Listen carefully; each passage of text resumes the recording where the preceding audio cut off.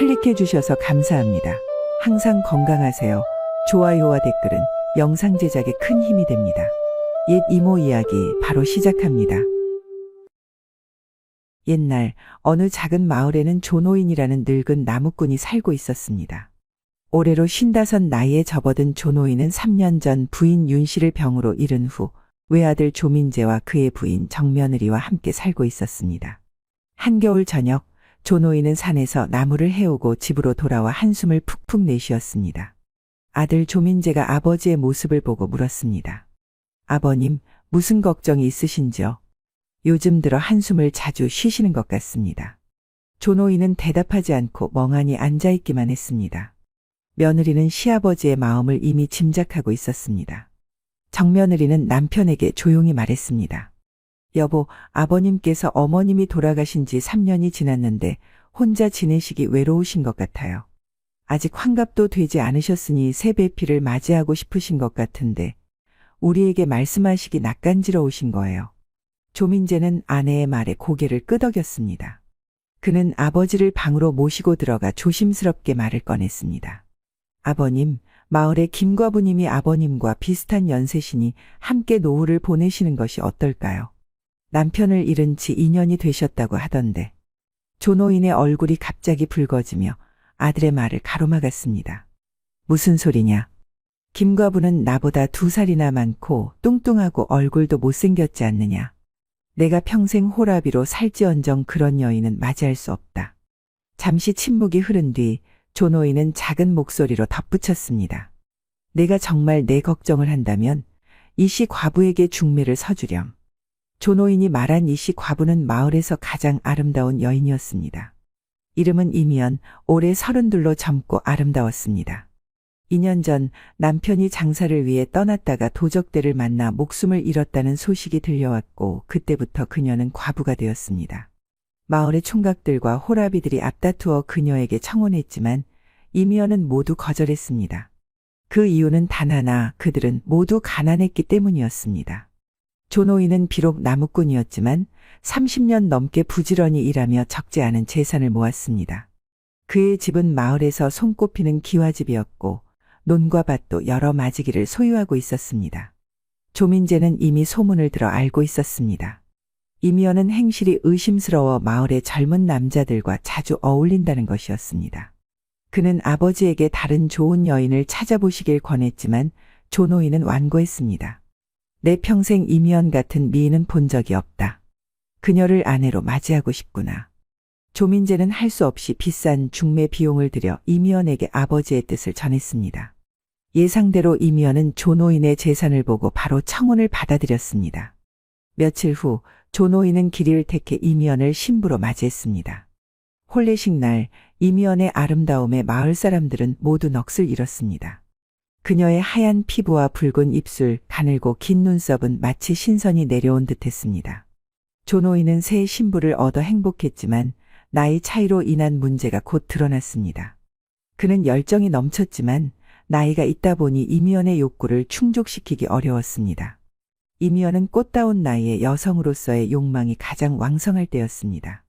점차 이미연은 다른 남자를 찾기 시작했습니다. 그녀의 눈에 들어온 사람은 조노인의 이웃집에 사는 박진쇠였습니다. 35의 박진쇠는 얼굴이 준수하고 몸매도 건장했지만 가난 때문에 아직 장가를 가지 못했습니다. 박진쇠의 집은 조노인의 집 뒷담에 붙어 있었습니다. 겨울날 오후 이미연은 자주 뒷마당에서 햇볕을 쬐는 척하며 박진쇠와 눈을 맞추었습니다. 얼마 지나지 않아 이미연은 조노인이 나무하러 간 틈을 타 박진쇠의 품에 안겼습니다. 박진쇠는 젊고 힘이 넘쳤습니다. 그들의 은밀한 만남은 점점 빈번해졌고 이미연은 박진쇠의 남자다움에 흠뻑 취했습니다. 그들의 관계는 깊어졌고 이미연은 종종 박진쇠에게 속삭였습니다. 당신과 함께 살고 싶어요. 하지만 당신은 너무 가난해서. 그래도 이렇게라도 만나는 게 좋아요. 그들의 뜨거운 밤은 늦도록 이어졌고 이미연은 젊은 남자의 품에서 꽃을 피웠습니다. 그녀는 박진쇠의 단단한 팔과 뜨거운 입맞춤에 자신이 여자임을 다시 한번 느꼈습니다. 하지만 비밀은 오래 지켜지지 못했습니다.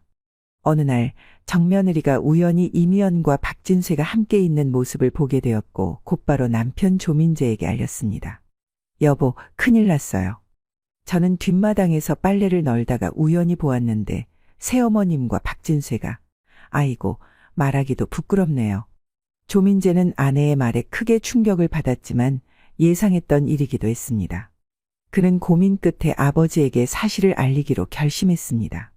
조민재는 이미연의 불륜 사실을 알고 아버지에게 말했습니다. 아버님, 이미연이 박진쇠와 사통하고 있습니다. 어서 그 여자를 내쫓으십시오. 하지만 조노인은 이미연의 미모에 눈이 멀어 아들의 말을 믿지 않았습니다. 오히려 그는 이미연을 의심하는 아들을 나무랐습니다. 그런 혼란스러운 소리를 하지 마라. 내 어미가 되는 사람을 어찌 그리 함부로 말하느냐. 조노인이 따로 이미연에게 물었더니 이미연은 교묘하게 울면서 변명했습니다. 제가 요즘 몸이 좋지 않아 민재 내외의 빨래와 식사를 제대로 챙겨드리지 못했더니 며느님이 저를 미워해서 이런 거짓말을 퍼뜨린 거예요. 제가 어찌 남편을 배신할 수 있겠어요. 조노인은 이미연의 거짓 눈물에 속아 오히려 아들 부부를 의심하기 시작했습니다. 결국 그는 아들 부부와 살림을 따로 나누었습니다. 차라리 우리 살림을 나누자. 내 내외는 별채에서 살고 나와 이미연은 본채에서 살 것이다. 살림을 나눈 후 이미연은 돈을 물쓰듯 써댔습니다. 조노인이 평생 모아온 재산이 빠르게 줄어들었습니다. 살림이 어려워지자 조노인은 다시 힘든 나무꾼 일을 시작했습니다. 부인, 우리 살림이 점점 어려워지니 내가 다시 나무를 해오마. 저녁까지 집을 잘 지키고 있거라. 낮에 조노인이 집을 비우면 이미연은 박진쇠를 불러들여 정을 나누었습니다. 그들은 낮에는 조노인의 침소에서 밤에는 박진쇠의 초라한 집에서 만났습니다. 조민재는 아버지가 눈을 뜨게 하려고 여러 번 시도했지만 실패했습니다. 그러던 어느 날 조노인도 이미연의 행동이 이상하다고 느끼기 시작했습니다. 그는 어느 날 일을 나가는 척하고 밤늦게까지 돌아오지 않았습니다. 박진쇠는 조노인이 돌아오지 않을 것이라 생각하고 이미연의 침소로 들어갔습니다. 그들은 서로를 껴안고 속삭였습니다. 오늘은 그 노인네가 돌아오지 않으니 마음 놓고 함께 있을 수 있겠네. 그래요. 오늘은 밤새도록 당신과 함께 할 수 있어요. 한밤중 조노인과 그의 아들이 갑자기 들이닥쳐 두 사람을 현장에서 발각했습니다. 이 부끄러운 짓이 무엇이냐. 조노인이 분노로 떨며 소리쳤습니다. 이미연은 두려움에 가득 차 무릎을 꿇고 용서를 빌었습니다. 서방님, 제발 용서해 주세요. 이 모든 것은 박진쇠가 저를 협박해서 어쩔 수 없었어요. 그가 저를 강제로. 반면 박진쇠는 힘으로 조노인 부자를 밀쳐내고 달아났습니다.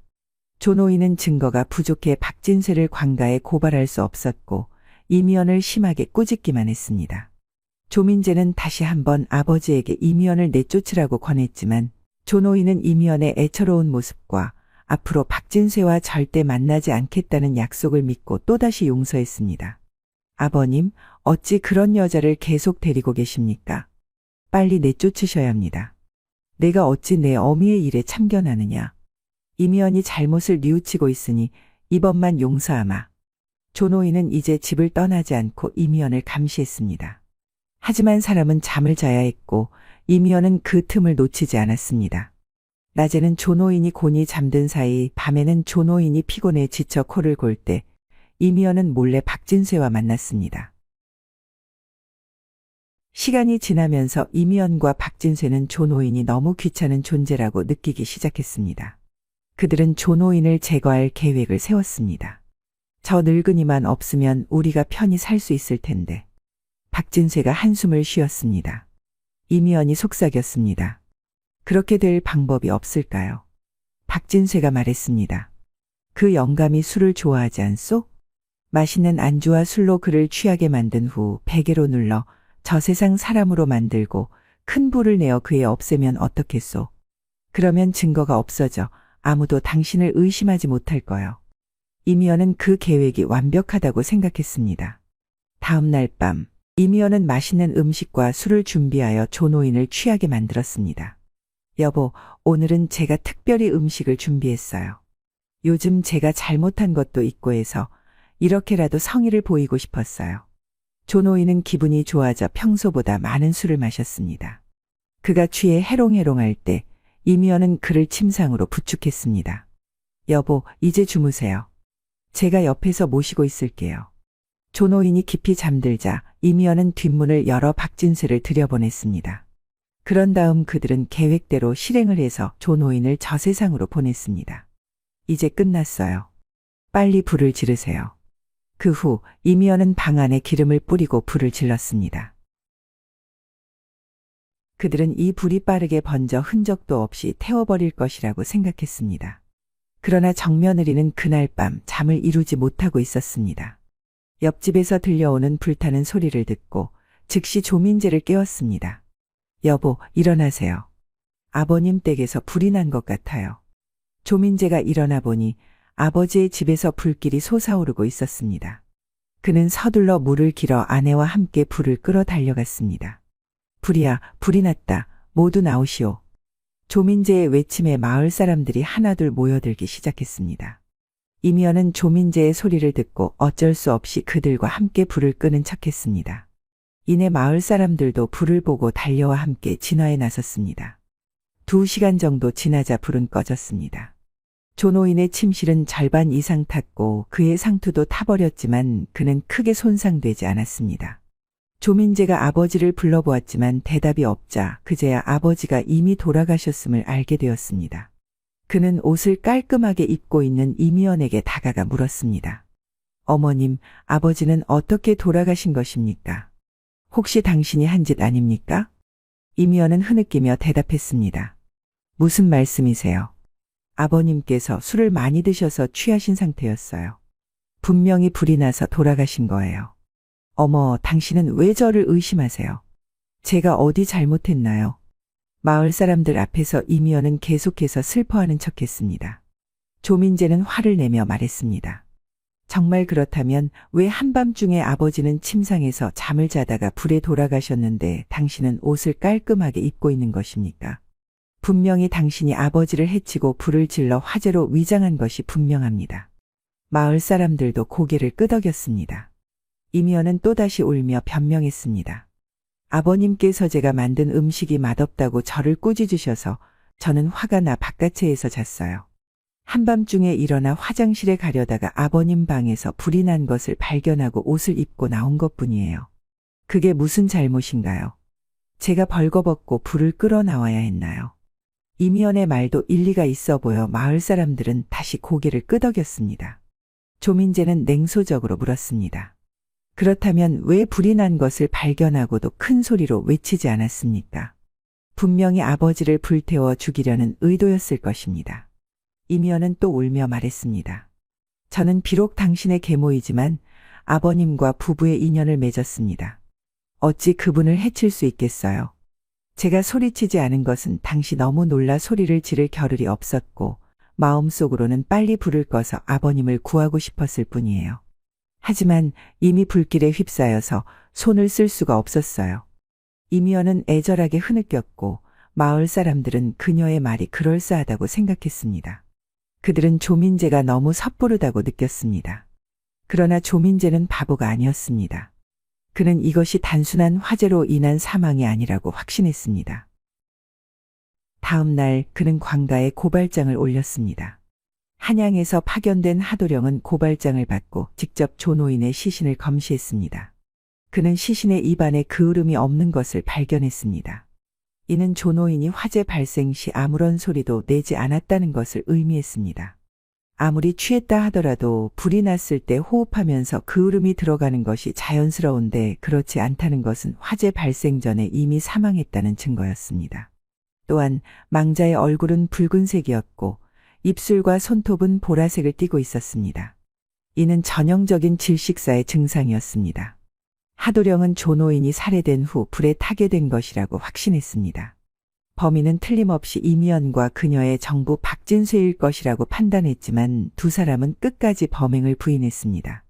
이미연은 역시 관가에 고발장을 올려 조민재가 자신을 모함했다고 주장했습니다. 하도령은 두 사람의 얼굴을 보니 사악함이 깃들어 있다고 느꼈습니다. 그는 그들의 진면목을 드러내기 위해 방법을 생각해냈습니다.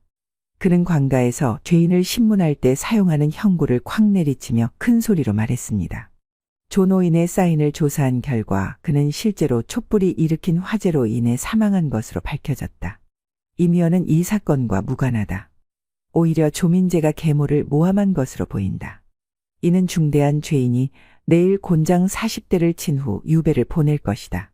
이 결과를 들은 조민재는 억울함을 호소했지만 이미연과 박진세는 몰래 기뻐했습니다. 그날 밤 두 사람은 안심하고 함께 잠자리에 들었습니다. 그들이 옷을 벗고 은밀한 시간을 보내려는 순간 갑자기 관아의 포졸들이 등불을 들고 들이닥쳤습니다. 이미연과 박진세는 놀라보니 하도령이 사람들을 이끌고 온 것이었습니다. 이것이 바로 증거다. 너희들의 분류는 이제 부인할 수 없을 것이다. 현재 상황에서 두 사람은 더 이상 불륜 관계를 숨길 수 없었고 마침내 그들의 관계를 인정했습니다. 하지만 그들은 여전히 조노인을 살해한 것은 아니라고 주장했습니다. 하도령은 말없이 커다란 관을 가져오게 했습니다. 그는 두 사람을 그 안에 밀어넣고 못을 박았습니다. 그런 다음 관 밑에 장작을 쌓고 불을 붙였습니다. 그들은 겁을 먹고 울부짖으며 조노인을 질식시킨 후 불을 질러 증거를 인멸하려 했다고 자백했습니다. 제발 살려주세요. 모든 것을 고백할게요. 이미연이 관 속에서 비명을 질렀습니다. 우리가 조노인을 술에 취하게 한 다음 베개로 그를 질식시키고 불을 질러 흔적을 없애려 했어요. 하도령은 불을 끄게 하고 관에서 두 사람을 꺼냈습니다. 하지만 그는 그들을 용서하지 않았습니다. 너희의 죄가 이렇게 밝혀졌으니 법에 따라 처벌을 받을 것이다. 하지만 이때 예상치 못한 반전이 일어났습니다. 이미연이 갑자기 무릎을 꿇고 하도령에게 간청했습니다. 대감마님, 사실은 제가 모든 것을 계획한 것이 아닙니다. 박진세가 저를 협박하여 이 일을 저지르게 했습니다. 그가 저에게 조노인을 제거하지 않으면 제 과거의 부끄러운 일을 마을에 알리겠다고 위협했습니다. 박진세는 즉시 부인했습니다. 거짓말이요. 이미연이 먼저 저를 유혹했고 조노인을 제거하자고 제안한 것도 그녀였소. 하도령은 두 사람의 말을 듣고 조민재에게 물었습니다. 너는 어떻게 생각하느냐? 과연 누가 주모자였을까? 조민재는 잠시 생각하다 대답했습니다. 대감마님, 제 생각에는 둘 다 공범입니다. 이미연은 아버지의 재산을 탐했고 박진세는 이미연을 차지하고 싶었을 것입니다. 그들은 서로의 욕망을 위해 아버지를 해쳤습니다. 하도령은 고개를 끄덕였습니다. 그런데 그때 마을의 노파 하나가 앞으로 나섰습니다. 대감마님, 제가 한 가지 알려드릴 것이 있습니다. 그날 밤 저는 우연히 이미연의 집 근처를 지나가다가 이상한 대화를 들었습니다. 이미연이 박진수에게 내일 저녁에 그를 없애자라고 말하는 것을 분명히 들었습니다. 이 증언으로 두 사람의 공모는 확실해졌고 하도령은 최종 판결을 내렸습니다. 이미연과 박진세, 너희 둘은 조노인을 살해한 죄로 사형에 처한다. 그리고 조노인의 재산은 조민재에게 돌아갈 것이다. 두 사람은 결국 그들의 죄에 대한 대가를 치르게 되었습니다. 그들은 한강가에서 결국 처형을 당했습니다. 조민재는 아버지의 장례를 치른 후 모든 마을 사람들 앞에서 선언했습니다. 제 아버지는 외모만 보고 배우자를 선택하는 실수를 범했습니다. 사람의 진정한 가치는 외모가 아닌 내면에 있음을 잊지 마시길 바랍니다. 그날 이후 조민재는 아버지의 재산을 상속받아 마을의 가난한 사람들을 도왔습니다. 특히 그는 박진세의 늙은 부모님에게도 도움의 손길을 내밀었습니다. 그의 너그러운 마음씨는 마을 사람들에게 깊은 인상을 남겼고 후에 그는 마을에 존경받는 어른이 되었습니다. 옛날 한양 근처 수원에는 양반 출신이지만 가세가 기울어 장사를 시작한 윤상혁이라는 젊은 상인이 살고 있었습니다. 28배 나이에 얼굴도 준수하고 성품도 온화했던 윤상혁은 아내 강소월과 함께 검소하지만 행복한 삶을 살고 있었습니다. 강소월은 19의 나이에 얼굴이 꽃과 같이 아름답고 착하여 주변 사람들의 부러움을 샀습니다. 두 사람은 어려운 가세에도 서로를 의지하며 살아가고 있었습니다. 소월아, 이제 장사를 크게 벌이려면 더 많은 미천이 필요하오. 경상도 동네에 계신 큰아버님께 찾아가 도움을 청해볼까 하오. 윤상혁의 부친은 몇 년 전 사기를 당해 모든 재산을 잃고 병을 얻어 세상을 떠났습니다. 지금 윤상혁 부부가 살고 있는 작은 초가집이 전부였죠. 하지만 그는 상인의 피를 물려받아 다시 일어서고자 했습니다. 서방님, 먼 길 가시게 됐네요. 몸 조심히 다녀오세요. 저는 집 잘 지키고 있을게요. 강소월은 걱정스러운 마음을 감추고 환한 미소로 남편을 배웅했습니다. 윤상혁은 한 달 안에 돌아오겠다며 아내를 안심시켰습니다. 한 달이면 넉넉하오, 혼자 놔둬서 미안하오. 하지만 한 달이 지나고 두 달이 지나도 윤상혁은 돌아오지 않았습니다. 소식조차 없었죠. 강소월은 불안한 마음을 감출 수 없었습니다. 서방님에게 무슨 일이 생긴 것은 아닌지 걱정이 되는구나. 마침내 석 달이 지나자 강소월은 더 이상 기다릴 수 없어 남편을 찾아 직접 동네로 떠나기로 마음먹었습니다. 하지만 문제가 있었습니다. 여행 경비가 전혀 없었던 것이죠. 남편이 떠날 때 집에 있던 얼마 안 되는 돈은 모두 가져갔기 때문입니다. 강소월은 어쩔 수 없이 살고 있던 작은 초가집을 팔기로 결심했습니다. 슬픈 마음을 억누르며 집을 팔아 여행 경비를 마련한 그녀는 아무도 모르는 먼 길을 나섰습니다. 여러 날을 걸어 마침내 동네에 도착한 강소월. 하지만 넓은 동네 땅에서 남편의 큰아버지를 찾는 것은 쉽지 않았습니다. 처음 와보는 낯선 땅에서 방황하던 그녀는 비가 내리기 시작하자 급히 쉼터를 찾아야 했습니다. 아가씨, 비를 피하시려면 이쪽으로 오세요. 나이 지긋한 여인이 그녀를 부르는 소리에 강소월은 고맙게 그 집으로 들어갔습니다. 그곳은 작은 객주였고 여인은 객주의 주인이었습니다. 멀리서 오신 것 같은데 혹시 무슨 일로 동네까지 오셨나요? 강소월은 조심스럽게 자신의 사연을 털어놓았습니다. 남편을 찾고 있다는 것과 남편의 큰아버지가 동네에 산다는 것까지. 아이고, 세상에. 그런 일이 있었군요. 잠시 여기 머무르면서 찾아보시죠. 방값은 크게 받지 않을게요.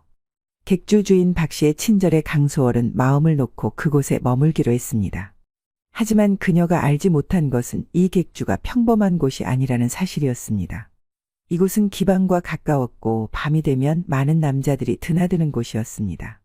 다음 날부터 강소월은 동네 곳곳을 다니며 윤씨성을 가진 큰 상인을 찾아다녔습니다. 그러나 쉽게 찾을 수 없었고 날이 갈수록 불안감은 커져갔습니다. 객주에 머물지 얼마 되지 않아 강소월은 이웃방에 사는 여인 홍연아와 알게 되었습니다. 홍연아는 표면적으로는 친절했지만 내심 강소월의 아름다움에 질투를 느끼고 있었습니다. 그녀는 기녀였고 자신의 단골 손님들이 강소월에게 시선을 빼앗기는 것을 못마땅해 했습니다. 아가씨, 혼자 낯선 곳에 와서 남편을 찾는다니 정말 대단하십니다. 제가 아는 사람들이 많으니 도와드릴게요. 홍연아의 거짓된 친절에 강소월은 순수한 마음으로 감사해 했습니다. 그러던 어느 날 객주를 나서던 강소월은 우연히 한 사내와 부딪혔습니다. 그는 최만식이라는 부유한 상인으로 홍연아의 단골 손님이었습니다. 이런, 아가씨 다치지 않으셨소? 최만식은 강소월의 아름다움에 한눈에 반해버렸습니다. 그의 눈빛에는 이미 욕망이 가득했지만 강소월은 그저 예의 바르게 인사하고 급히 그 자리를 떠났습니다. 연아야, 방금 나간 여인은 누구냐? 어찌 그리 아름다운지. 최만식은 술에 취해 홍연아에게 물었습니다. 홍연아는 질투심에 강소월에 대한 거짓말을 꾸며냈습니다. 그 여자요. 겉으로는 남편을 찾는다고 하지만 사실은 몸을 팔아 돈을 벌려는 여자예요. 가격만 맞으면 누구와도 함께할 거예요. 최만식의 눈이 번뜩였습니다. 그는 홍연아에게 은화 몇 냥을 건네며 속삭였습니다. 그녀를 내게 데려오면 이보다 10배는 더 주겠다. 홍연아는 미소를 지으며 고개를 끄덕였습니다. 그리고 며칠 후 그녀는 강소월에게 다가갔습니다. 좋은 소식이 있어요. 제 친구가 윤씨성을 가진 큰 상인을 안다고 해요. 내일 아침 일찍 그분을 만나러 가봐요. 강소월은 기쁜 마음에 홍연아의 제안을 받아들였습니다. 드디어 남편의 소식을 들을 수 있을지도 모른다는 희망에 가슴이 뛰었습니다. 이튿날 아침 강소월은 홍연아와 함께 마차를 타고 길을 나섰습니다. 마차는 동네 외곽으로 계속 달려갔고 강소월은 점점 불안해졌습니다. 여기가 어디인가요? 정말 윤씨 댁이 이런 곳에 있나요? 홍연아는 미소를 지으며 안심시켰습니다. 곧 도착해요. 조금만 더 가면 돼요. 마침내 마차가 멈춘 곳은 넓은 대저택이었습니다. 강소월은 안도의 한숨을 내쉬었으나 그것도 잠시뿐이었습니다. 대문에서 그들을 맞이한 것은 어제 봤던 최만식이었기 때문입니다. 어서 오시오, 아가씨.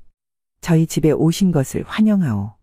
강소월은 즉시 상황을 파악하고 돌아서려 했으나 이미 마차는 떠난 뒤였습니다.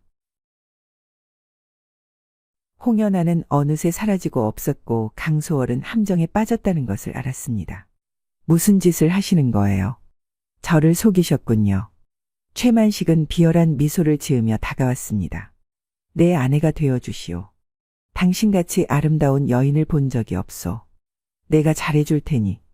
강소월은 단호히 거절했습니다. 저는 이미 남편이 있습니다. 속히 저를 돌려보내주세요. 최만식의 얼굴이 굳어졌습니다. 좋소. 하지만 당신은 이미 이곳에 들어왔소. 나갈 방법은 없소. 강소월은 방에 갇히게 되었고 최만식은 날마다 찾아와 회유와 협박을 번갈아 했습니다. 그러나 강소월은 변함없이 거절했습니다. 차라리 죽을지언정 절대 당신의 뜻을 따르지 않을 것입니다. 하루는 최만식이 술에 취해 강소월의 방에 들어왔습니다. 그의 눈빛은 평소와 달리 위험했습니다. 이제 더 이상 기다릴 수 없소. 오늘 밤 당신은 내 여자가 될 것이오. 강소월은 방 안을 둘러보다 머리에 꽂은 비녀를 뽑아 자신의 목을 겨누었습니다. 한 발짝이라도 더 다가오면 제가 먼저 목숨을 끊을 것입니다. 최만식은 잠시 주춤했지만 곧 비틀거리며 다가왔습니다. 그 순간 밖에서 급한 목소리가 들렸습니다. 날이 큰일 났습니다. 둘째 부인께서 아이를 낳으려 하시는데 큰 출혈이 있습니다. 최만식은 어쩔 수 없이 방을 나갔고 강소월은 잠시 안도했습니다. 하지만 이것이 일시적인 도피에 불과하다는 것을 알았습니다. 그날 밤 강소월은 도망칠 기회를 엿보았습니다. 창문 틈으로 보이는 달빛을 따라 그녀는 조심스럽게 방문을 열었습니다. 다행히 문은 잠겨 있지 않았고 그녀는 조용히 밖으로 나왔습니다. 하지만 그녀의 도망은 오래가지 못했습니다. 경비가 그녀를 발견하고 소리쳤고 곧 많은 하인들이 그녀를 쫓기 시작했습니다. 결국 그녀는 다시 잡혀 더 작고 창문도 없는 창고에 갇히게 되었습니다. 다음 날 최만식은 웃는 얼굴로 창고를 찾아왔습니다. 어젯밤 일은 유감이요. 하지만 당신이 나를 더 화나게 만들면 더 나쁜 일이 벌어질 수도 있어. 강소월은 고개를 들어 당당히 최만식을 바라보았습니다. 제 몸을 더럽히느니 차라리 죽음을 택하겠습니다. 아무리 위협해도 소용없습니다. 최만식은 한숨을 내쉬었습니다. 그는 다른 수를 써야 한다고 생각했습니다. 그는 자신의 첩 이씨를 불러 강소월을 설득하라고 지시했습니다. 당신 같은 여인이 이런 곳에 갇혀 있는 것은 안타까운 일이지만 최나리의 마음을 돌릴 수는 없을 것입니다. 그분이 한번 마음을 정하면 누구도 막을 수 없으니 차라리 받아들이는 편이 나을 것입니다. 이 씨의 말에 강소월은 단호히 대답했습니다. 저는 이미 혼이 난 몸입니다. 죽음이 두렵지 않습니다. 이 씨는 최만식에게 돌아가 설득이 어렵다고 보고했습니다. 화가 난 최만식은 다른 방법을 생각해냈습니다. 하룻밤만 지나면 그녀도 내 사람이 될 것이다. 그날 밤 강소월에게 식사가 배달되었습니다. 평소보다 맛있는 음식이었지만 그녀는 무언가 이상함을 느꼈습니다. 그러나 이틀 동안 제대로 먹지 못해 배고픔을 참을 수 없었던 그녀는 결국 음식을 조금 먹었습니다. 얼마 지나지 않아 강소월은 온몸에 힘이 빠지고 머리가 어지러워짐을 느꼈습니다. 그제야 음식에 약이 섞여 있었다는 사실을 깨달았습니다. 이런 약을 탔구나. 강소월은 의식을 잃기 전에 마지막 힘을 다해 문으로 달려갔지만 이미 늦었습니다. 그녀는 바닥에 쓰러졌고 얼마 후 최만식이 창고 문을 열고 들어왔습니다. 이제 당신은 내 것이오. 다음 날 아침 강소월은 낯선 방에서 눈을 떴습니다. 그녀는 자신에게 일어난 일을 즉시 깨달았고 절망과 수치심에 몸서리쳤습니다. 옆에는 최만식이 만족한 표정으로 자고 있었습니다. 이제 어찌하면 좋을까? 이런 수치를 안고 어찌 살아갈 수 있을까? 강소월은 죽음을 생각했습니다. 하지만 그녀는 남편 윤상혁을 생각하며 마음을 다잡았습니다. 아직 그를 찾지 못했기 때문입니다. 그녀는 복수와 탈출을 다짐했습니다. 며칠이 지나고 강소월은 계속해서 최만식의 접근을 거부했습니다. 그는 약을 사용해 그녀를 범했지만 그녀의 마음은 얻지 못했습니다. 최만식의 인내심은 바닥나고 있었습니다. 한편 최만식의 본부인 김 씨는 남편이 새로운 여인에게 빠져 있다는 소문을 듣고 분노했습니다. 그녀는 강소월을 직접 만나보기로 결심했습니다. 당신이 내 남편을 유혹한 여자요. 김 씨의 거친 질문에 강소월은 고개를 들어 당당히 대답했습니다. 저는 윤상혁의 아내입니다. 남편을 찾다가 이 집에 강제로 끌려왔을 뿐입니다. 부인께서 오해하고 계십니다. 김 씨는 강소월의 눈빛에서 진실을 보았습니다. 그녀는 생각보다 상황이 복잡하다는 것을 깨달았습니다. 정말 그런 일이 있었다면 참으로 가슴 아픈 일이구려. 김 씨는 잠시 생각에 잠겼다가 결심한 듯 말했습니다. 내가 당신을 도울 수는 없소. 하지만 내 남편이 당신에게 더 이상 관심을 갖지 않도록 할 수는 있소. 김 씨는 자리를 떠났고 그날 밤 최만식에게 찾아가 강소월에 대한 이야기를 했습니다. 그녀는 교묘하게 남편의 마음을 돌리려 했습니다. 당신이 그토록 집착하는 여인이 사실은 역병을 앓고 있다고 합니다. 우리 집안까지 병이 퍼질까 걱정됩니다. 최만식은 처음에는 믿지 않았지만 김 씨가 준비한 거짓 증거들을 보고 점차 의심하기 시작했습니다. 게다가 강소월이 계속해서 그를 거부하자 그는 점점 그녀에게 흥미를 잃기 시작했습니다. 그렇다면 그녀를 이 집에서 내보내야겠소. 하지만 그냥 보낼 수는 없소. 최만식은 강소월을 팔아넘기기로 결정했습니다. 그는 인신매매상을 불러 거래를 시작했습니다. 이 여인은 얼굴이 뛰어나게 아름답소. 좋은 값에 사갈 수 있을 것이오. 인신매매상은 강소월을 보자마자 높은 가격을 제시했고 최만식은 기꺼이 거래를 성사시켰습니다. 그렇게 강소월은 또 다시 팔려가게 되었습니다. 강소월은 여러 상인의 손을 거쳐 마침내 경상도 안동의 한 부유한 양반가에 팔려갔습니다. 그 집의 주인은 민석현, 70이 넘은 노인이었습니다. 민석현은 이미 정실부인과 3명의 첩을 두고 있었지만 강소월의 아름다움에 반해 그녀를 4번째 첩으로 들이기로 했습니다. 아가씨, 이제 당신은 내 사람이오. 내가 잘해줄 테니 순순히 따르시오. 강소월은 민석현을 바라보며 말했습니다. 제 몸은 이미 더럽혀졌지만 제 마음만은 영원히 제 남편의 것입니다. 그것만은 누구도 빼앗을 수 없습니다. 민석현은 화를 냈지만 그의 나이 탓에 강소월에게 큰 해를 끼치지는 않았습니다. 대신 그는 시간이 지나면 그녀의 마음도 돌아올 것이라 기대했습니다. 좋소. 당신의 마음이 바뀔 때까지 기다리겠소. 하지만 그때까지 당신은 이 집에서 나갈 수 없소. 강소월은 민가의 별채에 갇혀 지내게 되었습니다. 그녀는 매일 탈출할 방법을 모색했지만 경비가 삼엄했고 담장은 높아 쉽게 넘을 수 없었습니다. 어느 날 강소월은 정원에서 하얀 거위 한 마리를 보게 되었습니다. 그 거위는 마치 그녀에게 말을 걸 듯 다가왔고 강소월은 문득 남편 윤상혁을 떠올렸습니다. 그들이 함께 살 때 윤상혁은 거위고기를 특히 좋아했고 강소월은 그를 위해 특별한 거위 요리법을 배웠던 것입니다. 상혁 씨, 당신은 지금 어디에 계신가요? 저를 찾고 계신가요? 그날 밤 강소월은 꿈을 꾸었습니다. 꿈속에서 그 하얀 거위가 그녀에게 말했습니다. 나는 죽어 음식이 될 운명이지만 지금은 아직 때가 아니오. 나를 사흘만 더 살려주시면 당신에게 좋은 일이 생길 것이오. 강소월은 깜짝 놀라 잠에서 깨었습니다. 그것은 단순한 꿈이었을까요? 아니면 무언가 의미가 있는 것일까요? 그녀는 알 수 없었지만 꿈이 주는 위안에 잠시 마음을 놓았습니다. 다음 날 아침 강소월은 거위가 있는 정원으로 나갔습니다. 그때 하녀가 거위를 잡으러 오는 것을 보았습니다. 잠시만요, 그 거위를 잡지 마세요. 하녀는 놀라서 멈춰섰습니다. 아가씨, 주인님께서 오늘 거위고기를 드시고 싶다고 하셨어요. 강소월은 재빨리 생각했습니다. 제가 주인님께 특별한 거위 요리를 해드리고 싶어요. 하지만 지금은 몸이 좋지 않아요. 사흘만 기다려주시면 제가 직접 요리해드릴게요. 하녀는 머뭇거리다가 주인에게 이 말을 전하러 갔습니다. 얼마 후 민석현이 정원으로 나왔습니다. 내 들으니 당신이 요리를 한다고. 진정 그런가? 강소월은 공손히 고개를 숙였습니다. 네, 제가 거위 요리를 잘합니다. 사흘만 기다려 주신다면 대감님께 정성껏 요리해 드리겠습니다. 민석현은 처음으로 강소월이 자신에게 적극적으로 무언가를 하겠다고 나서는 것에 기뻐했습니다. 그는 곧장 동의했습니다. 좋소, 사흘 후에 당신의 요리 솜씨를 보여주시오. 강소월은 안도의 한숨을 내쉬었습니다. 적어도 거위의 목숨을 사흘은 연장했습니다. 하지만 그녀는 꿈속 거위의 말이 무슨 의미인지 알 수 없었습니다. 단지 막연한 희망을 품을 뿐이었습니다. 그날 저녁 하인들 사이에서 이야기가 오갔습니다.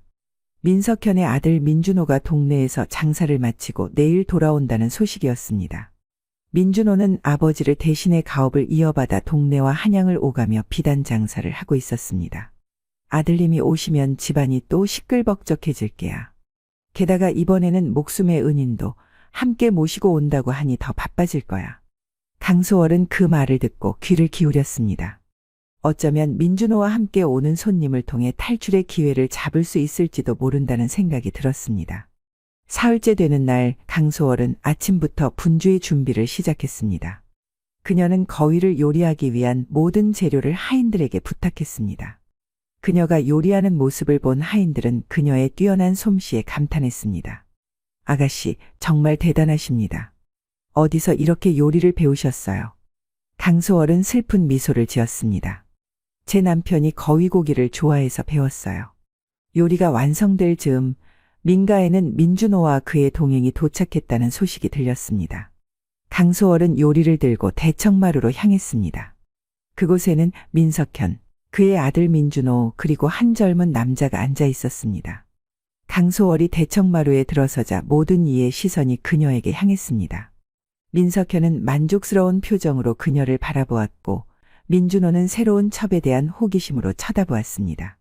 그러나 그 옆에 앉아있던 젊은 남자의 얼굴이 창백해졌습니다. 소월아. 강소월은 거위 요리를 놓치며 그 자리에 얼어붙었습니다. 그녀의 앞에 앉아있는 것은 다름 아닌 그녀의 남편 윤상혁이었습니다. 상혁 씨. 순간 대청마루는 침묵에 휩싸였습니다. 민석현은 혼란스러운 표정으로 둘을 번갈아 바라보았습니다. 너희 둘은 서로 아는 사이인가? 윤상혁은 벌떡 일어나 강소월에게 다가갔습니다. 그의 눈에는 놀라움과 기쁨 그리고 슬픔이 뒤섞여 있었습니다. 소월아, 정말 너로구나. 내가 얼마나 널 찾았는지 몰라. 어떻게 여기 있는 거지? 강소월은 남편을 보자 그간의 고통과 억압된 감정이 한꺼번에 폭발하여 눈물을 터뜨렸습니다. 그녀는 윤상혁의 품에 안겨 흐느꼈습니다. 민석현은 당황했지만 아들 민준호가 상황을 설명했습니다. 아버님, 이분은 제가 동네에서 만난 은인입니다. 절 강도의 습격에서 구해주셨죠. 이름은 윤상혁이라 하셨는데 부인을 찾아다니는 중이라고 하셨습니다. 민석현은 난처한 표정을 지었습니다. 그는 자신이 다른 사람의 아내를 첩으로 들였다는 사실에 충격을 받았습니다. 더구나 그 남편은 자신의 아들의 은인이었습니다. 이런 일이 어찌 된 일인가? 내가 알았다면? 윤상혁은 강소월을 아는 채 민석현을 바라보았습니다. 어르신, 제 아내는 어떻게 이곳에 오게 된 것입니까? 민석현은 한숨을 내쉬었습니다. 나는 그녀를 인신매매상에게서 샀소. 그 전에 어디서 왔는지는 나도 모르오. 그날 밤 윤상혁과 강소월은 오랜 시간 이야기를 나눴습니다. 강소월은 자신이 겪은 모든 일을 남편에게 털어놓았습니다. 홍연화의 배신, 최만식의 악행, 그리고 어떻게 이곳까지 오게 되었는지 모든 것을 말했습니다. 소월아, 내가 너를 지키지 못해 정말 미안하다. 내가 그런 끔찍한 일을 겪었다니. 윤상혁의 눈에서는 분노와 슬픔의 눈물이 흘렀습니다. 그는 아내를 보호하지 못한 자신을 책망했습니다. 당신 탓이 아니에요. 제가 당신을 찾으러 간 것이니까요. 이제 당신을 다시 만났으니 그 모든 고통도 견딜만해요. 강소월은 남편의 손을 꼭 잡았습니다. 윤상혁도 자신의 이야기를 시작했습니다. 나는 큰아버지를 만났지만 그분은 나를 돕기는커녕 냉정하게 쫓아냈어. 돈도 다 써버려서 일거리를 찾아야 했지. 그러다 우연히 이분을 만나게 되었고 그를 위험에서 구한 후 함께 일하게 되었어. 둘은 서로의 손을 꼭 잡고 앞으로의 계획을 세웠습니다. 민석현은 그들의 사연을 듣고 깊이 반성했고 두 사람이 함께 떠날 수 있도록 허락했습니다. 게다가 그는 보상으로 상당한 양의 금화와 은화를 주었습니다. 이것은 내가 범한 잘못에 대한 사과의 표시요. 두 분이 새 삶을 시작하는 데 도움이 되길 바라오. 민석현의 후한 보상에 윤상혁과 강소월은 감사를 표했습니다. 몇 개월 후 윤상혁과 강소월은 동네에 자신들의 가게를 열었습니다. 그들은 비단과 보석을 거래하는 상인이 되어 점점 사업을 확장해 나갔습니다.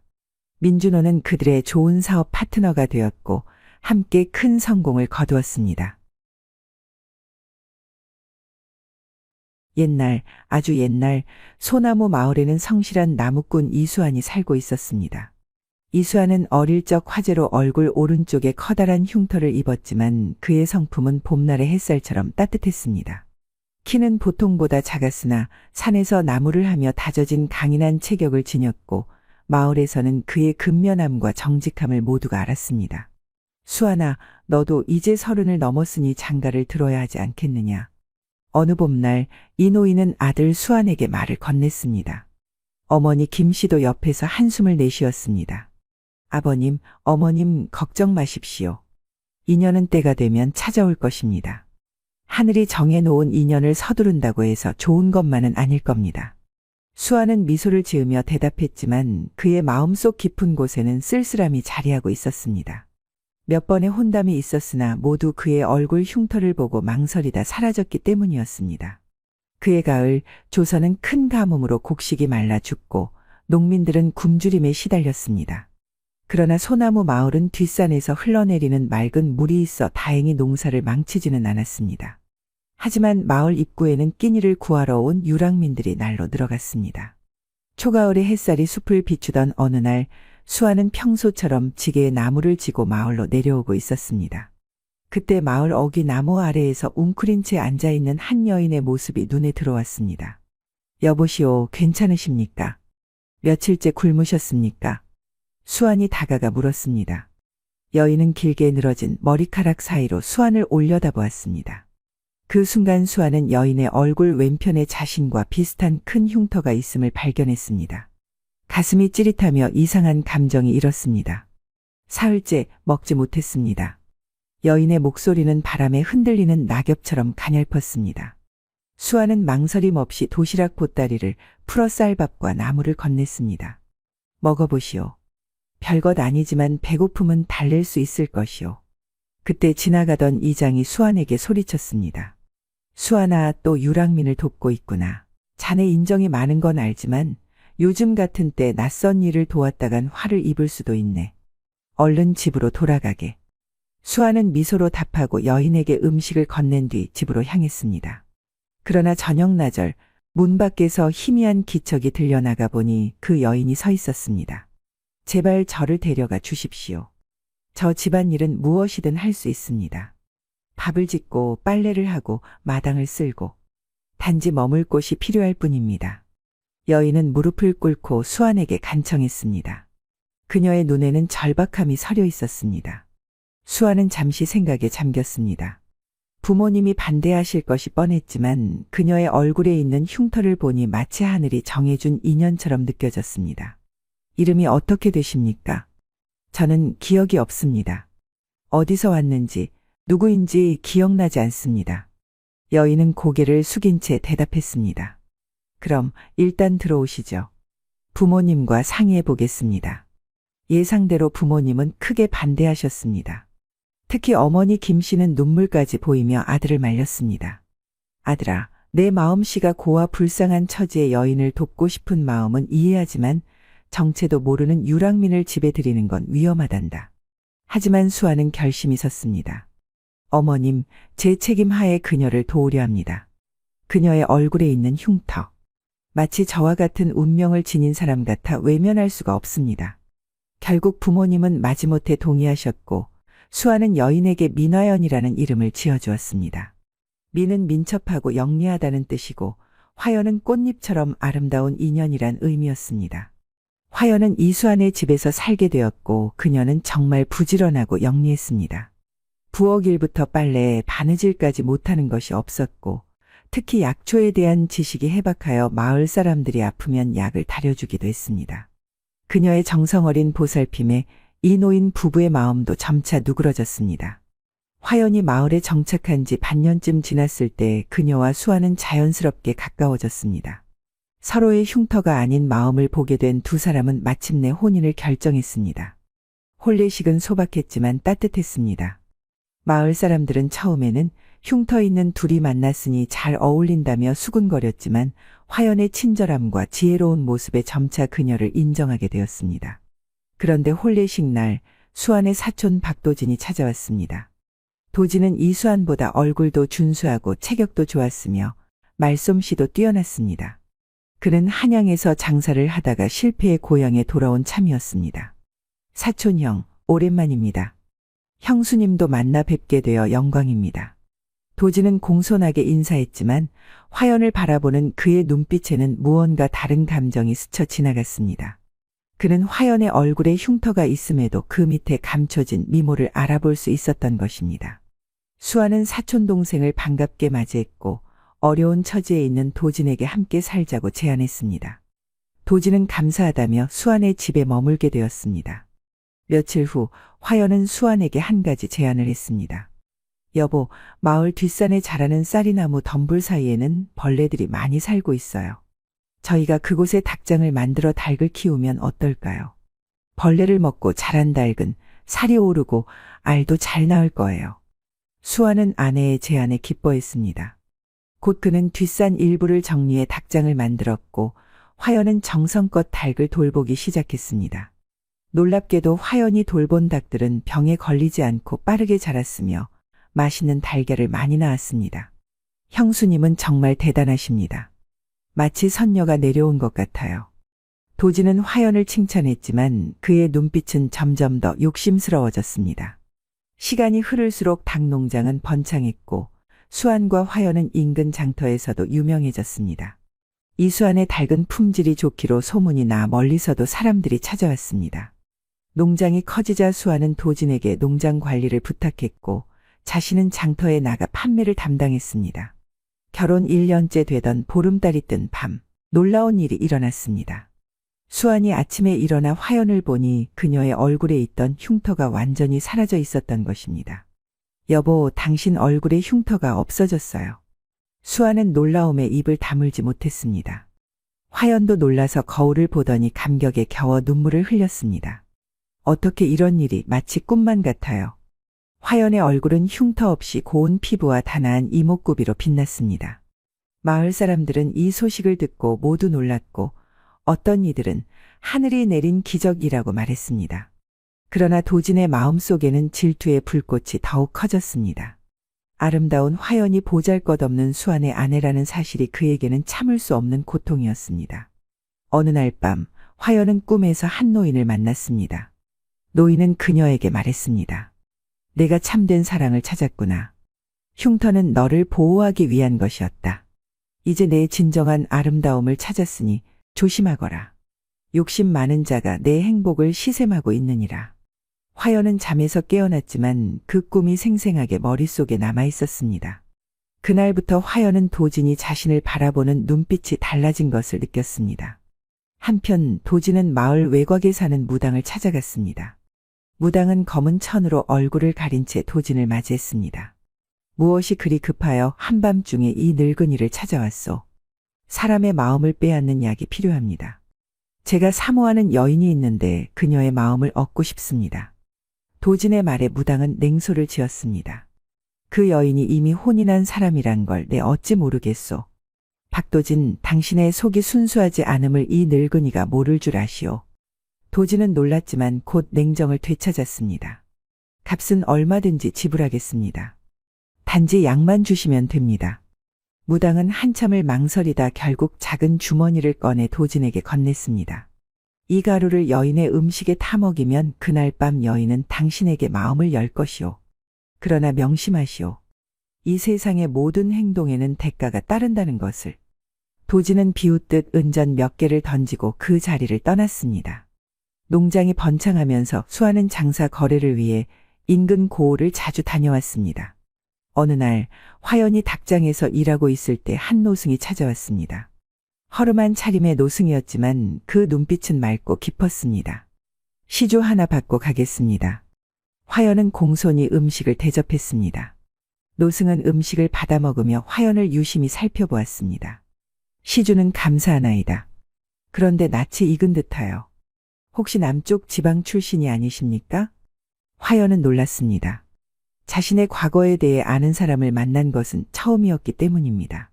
스님, 제가 어디 출신인지 아십니까? 저는 제 과거를 기억하지 못합니다. 노승은 미소를 지으며 고개를 저었습니다. 아니요, 단지 느낌이 들었을 뿐입니다. 부인께서 평안하신 것 같아 다행입니다. 이 대화는 마침 닭장에 와 있던 도진의 귀에 들어갔습니다. 그는 즉시 이 노승에게 관심을 갖게 되었고 노승이 떠난 후 그를 몰래 따라갔습니다. 한편 수하는 장사가 잘 풀려 기분 좋게 집으로 돌아오는 길이었습니다. 그런데 어두운 숲길에서 이상한 기운을 느꼈습니다. 거기 계신 분 누구요? 아무 대답이 없자 수하는 발걸음을 재촉했습니다. 그때 갑자기 뒤에서 검은 그림자가 달려들어 수한을 덮쳤습니다. 수한은 필사적으로 싸웠지만 상대는 준비가 되어 있었고 결국 그는 의식을 잃고 말았습니다. 공격자는 수한을 깊은 계곡으로 던졌습니다. 그리고는 주변을 살펴본 후 빠르게 그 자리를 떠났습니다. 수한이 돌아오지 않자 화연은 걱정이 되어 마을 사람들과 함께 그를 찾기 시작했습니다. 하지만 이틀이 지나도 수한의 행방은 묘연했습니다. 형수님, 너무 걱정 마세요. 사촌 형이 곧 돌아오실 거예요. 도진은 화연을 위로하는 척했지만 그의 눈에는 기다림의 색채가 있었습니다. 그날 밤 도진은 화연에게 따뜻한 차를 건넸습니다. 형수님, 이 차는 마음을 안정시키는 효능이 있어요. 드시면 잠시나마 마음이 편안해질 거예요. 화연은 감사히 차를 받아 마셨습니다.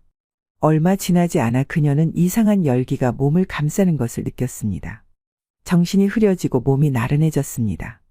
이게 무슨 일이지? 화연이 어지러움을 느끼며 쓰러지려는 순간 갑자기 방문이 열리고 노승이 들어왔습니다. 이 나쁜 자식. 내가 감히. 노승은 도진을 향해 호통을 쳤습니다. 도진은 당황했지만 곧 무기를 꺼내 노승을 위협했습니다. 늙은이, 이 일에 끼어들지 마시오. 내 오랫동안 참아왔소. 화연은 나의 것이 되어야 마땅하오. 그때 화연의 의식은 점점 흐려졌습니다. 하지만 그녀는 마지막 순간 노승의 얼굴을 보았고 그 순간 기억 속에 뭔가 떠올랐습니다. 스승님?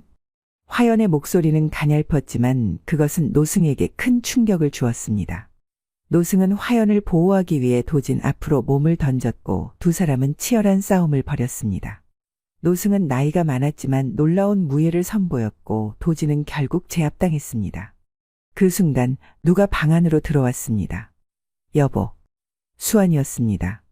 그는 계곡에 떨어졌을 때 우연히 그곳을 지나던 노승에게 구조되었던 것입니다.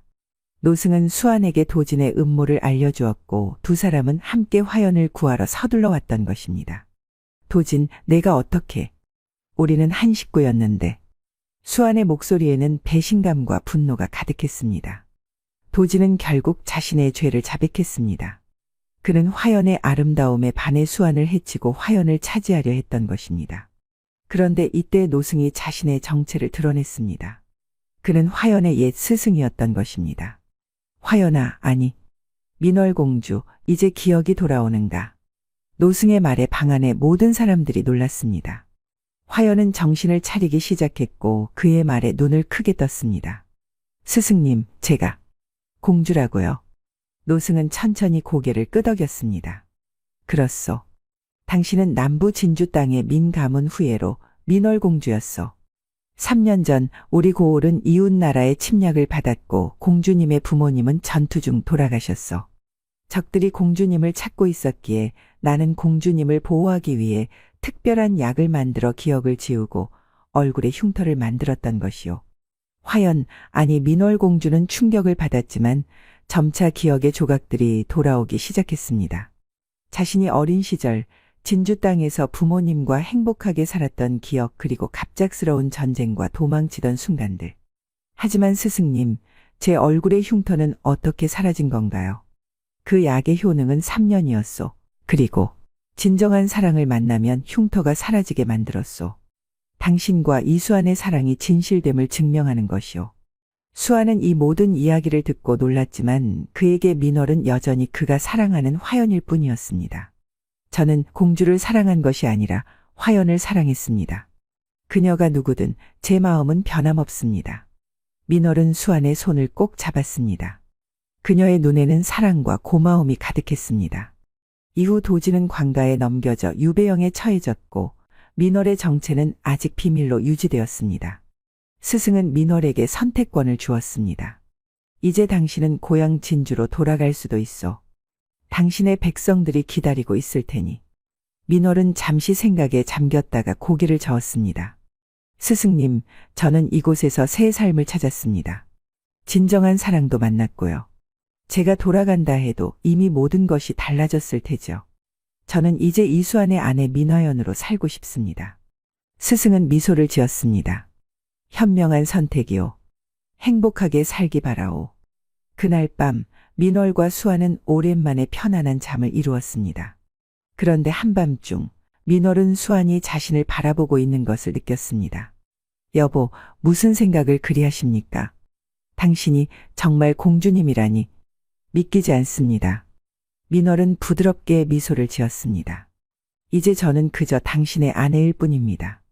민화연, 당신이 지어준 그 이름으로 살고 싶어요. 수환은 아내를 품에 안았습니다. 그의 마음은 깊은 사랑으로 가득 찼습니다.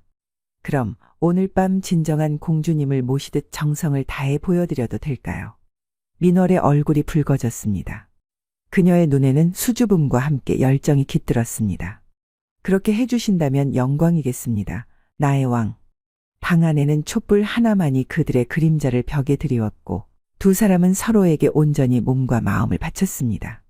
수환의 손길은 부드럽고도 강렬했으며 민월은 처음으로 자신의 진정한 모습을 사랑하는 이에게 모두 내보였습니다. 그들의 사랑은 밤이 깊어갈수록 더욱 뜨거워졌고 민월은 공주로서도 경험하지 못했던 참된 행복을 맛보았습니다. 두 사람의 사랑은 그 어느 때보다 깊어졌고 그들은 서로에게 영원한 맹세를 했습니다. 옛날 한 마을이 있었습니다. 이 마을에는 목수 윤상필이라는 사람이 살고 있었습니다. 윤상필은 조용하고 내성적인 성격이었지만 그의 손끝에서 피어나는 목공의 솜씨는 그 누구도 따라올 수 없었습니다. 하지만 마을 사람들은 그에 대해 거의 아는 것이 없었습니다. 15년 전 어느 날 그는 갑자기 어린 딸을 데리고 마을에 나타났을 뿐이었습니다. 그의 아내에 대해서는 아무도 묻지 않았습니다. 윤상필의 눈에 서린 깊은 슬픔이 모든 질문을 막아섰기 때문입니다. 아버님, 오늘은 일찍 돌아오실 건가요? 방 안에서 들려오는 맑은 목소리에 윤상필의 얼굴에 잠시 미소가 스쳤습니다. 그의 딸 윤희화는 이제 18살이 되었고 그 아름다움은 마을 전체에 소문이 났습니다. 검은 머리칼은 폭포수처럼 흘러내렸고 그녀의 눈동자는 깊은 산속의 연못처럼 맑았습니다. 오늘은 일이 많구나. 김판서댁 가구를 마무리해야 해. 너무 늦지는 않을 테니 걱정 말거라. 윤희화는 고개를 끄덕였습니다. 그녀는 아버지가 자신을 위해 얼마나 많은 희생을 했는지 알고 있었습니다. 어머니 없이 자신을 홀로 키우며 한 번도 재혼을 생각하지 않았던 아버지였습니다. 마을에서는 윤희화에게 구혼하는 남자들의 행렬이 끊이지 않았습니다. 하지만 그녀는 마음에 드는 사람을 찾지 못했습니다.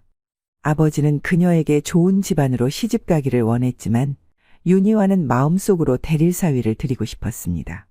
아버지를 홀로 두고 싶지 않았기 때문입니다. 그날 오후 윤희화는 시장에서 물건을 사고 집으로 돌아오는 길이었습니다. 숲길을 지나는데 갑자기 수풀에서 한 남자가 튀어나왔습니다. 아이고, 놀랐네. 윤희화가 가슴을 쓸어내렸습니다. 그 남자는 마을의 건달 최서방이었습니다. 마을에서는 그의 불량스러움과 도둑질로 악명 높은 사람이었습니다. 윤아가씨, 이렇게 우연히 만나다니. 하늘이 도운 것 같소. 최서방의 눈빛이 음흉하게 빛났습니다. 비키세요. 집에 가야 합니다. 이화가 단호하게 말했습니다. 이렇게 예쁜 아가씨가 왜 그리 차가운가.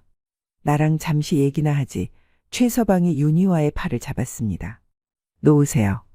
윤희화가 소리쳤습니다. 그 순간 나무를 베는 도끼를 든 젊은 남자가 달려왔습니다. 그 손 놓으시오. 젊은 남자의 목소리는 산속에 메아리쳤습니다. 최서방은 깜짝 놀라 뒤를 돌아보았습니다. 체격이 좋은 젊은 남자가 서 있었고 그의 눈빛은 매서웠습니다. 강도령, 이건 오해요. 나는 그저. 최서방이 말을 더듬었습니다. 당장 사라지시오. 아니면 이 도끼로. 강도령이라 불린 젊은 남자가 도끼를 들어올렸습니다. 최서방은 재빨리 도망쳤습니다. 윤희화는 안도의 한숨을 내쉬었습니다. 괜찮으십니까? 강도령이 걱정스럽게 물었습니다. 네, 감사합니다. 제 이름은 윤희화라고 합니다. 그녀가 예의 바르게 인사했습니다. 저는 강도령이라고 합니다. 산 너머 동네에서 살고 있습니다.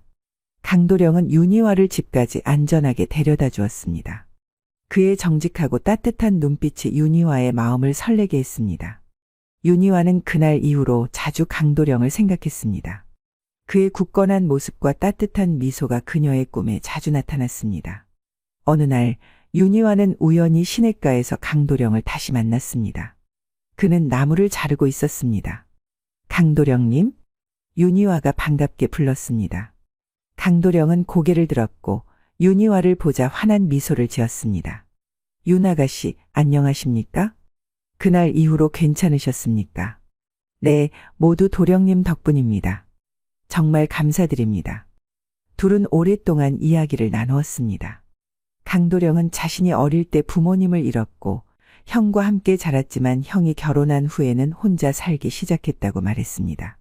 그는 산에서 나무를 해서 생계를 유지했고 작은 초가집에서 살고 있었습니다. 비록 가난하지만 정직하게 살고 있습니다. 강도령이 진지하게 말했습니다. 윤희화는 그의 정직함과 성실함에 감동했습니다. 그들은 그 후로도 자주 만났고 점점 서로에게 마음을 열기 시작했습니다. 윤상필은 딸의 변화를 눈치챘습니다. 그녀의 얼굴이 더 밝아졌고 자주 한숨을 쉬며 창밖을 바라보곤 했습니다. 이화야, 요즘 무슨 일이 있느냐? 표정이 달라졌구나. 윤상필이 어느 날 물었습니다. 윤희화는 얼굴을 붉히며 머뭇거렸지만 결국 아버지에게 강도령에 대해 말했습니다. 아버님, 그는 정말 좋은 사람이에요. 비록 가난하지만 성실하고 정직해요. 저는 그분을 좋아하게 되었어요. 윤상필은 조용히 딸의 말을 들었습니다. 그는 딸이 행복하기를 바랐지만 동시에 좋은 집안으로 시집 보내고 싶었습니다. 그를 한번 만나보고 싶구나. 윤상필이 말했습니다. 며칠 후 강도령은 윤상필을 만나기 위해 그들의 집을 방문했습니다. 그는 윤상필 앞에서 정중하게 인사했습니다. 어르신, 제가 비록 가진 것은 없지만 윤 아가씨를 진심으로 사랑합니다. 제가 목숨을 다해 그녀를 행복하게 해드리겠습니다. 윤상필은 강도령의 눈을 깊이 들여다보았습니다. 그의 눈에는 거짓이 없었습니다.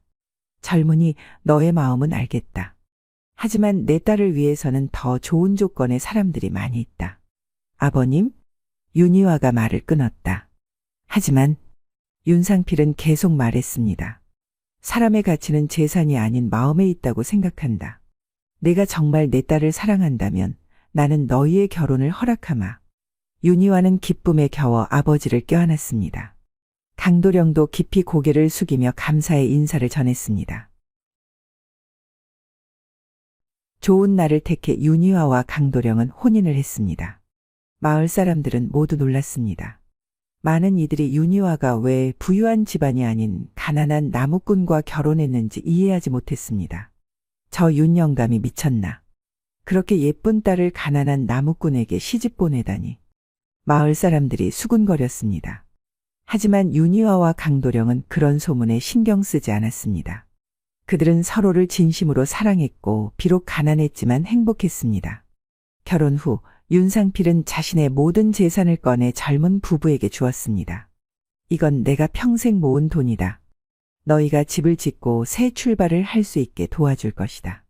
아버님, 이렇게 많은 돈을. 강도령이 놀라서 말했습니다.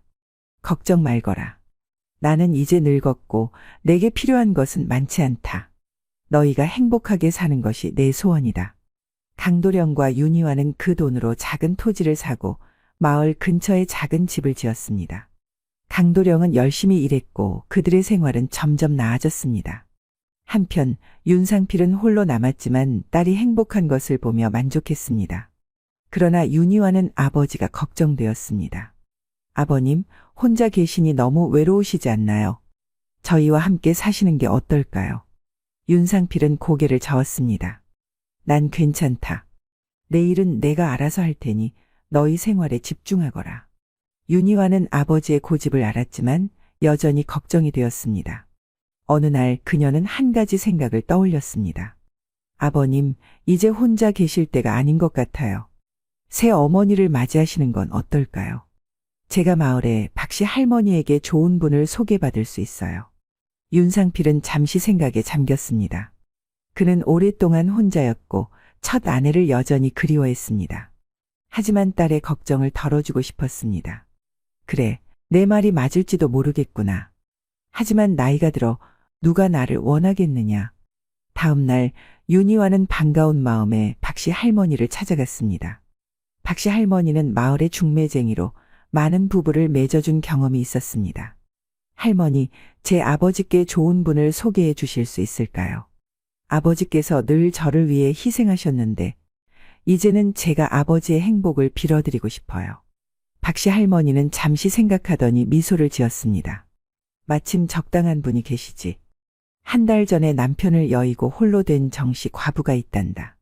32살로 젊고 아름다우며 현숙하신 분이야. 윤희와는 박씨 할머니의 말에 기뻐했습니다.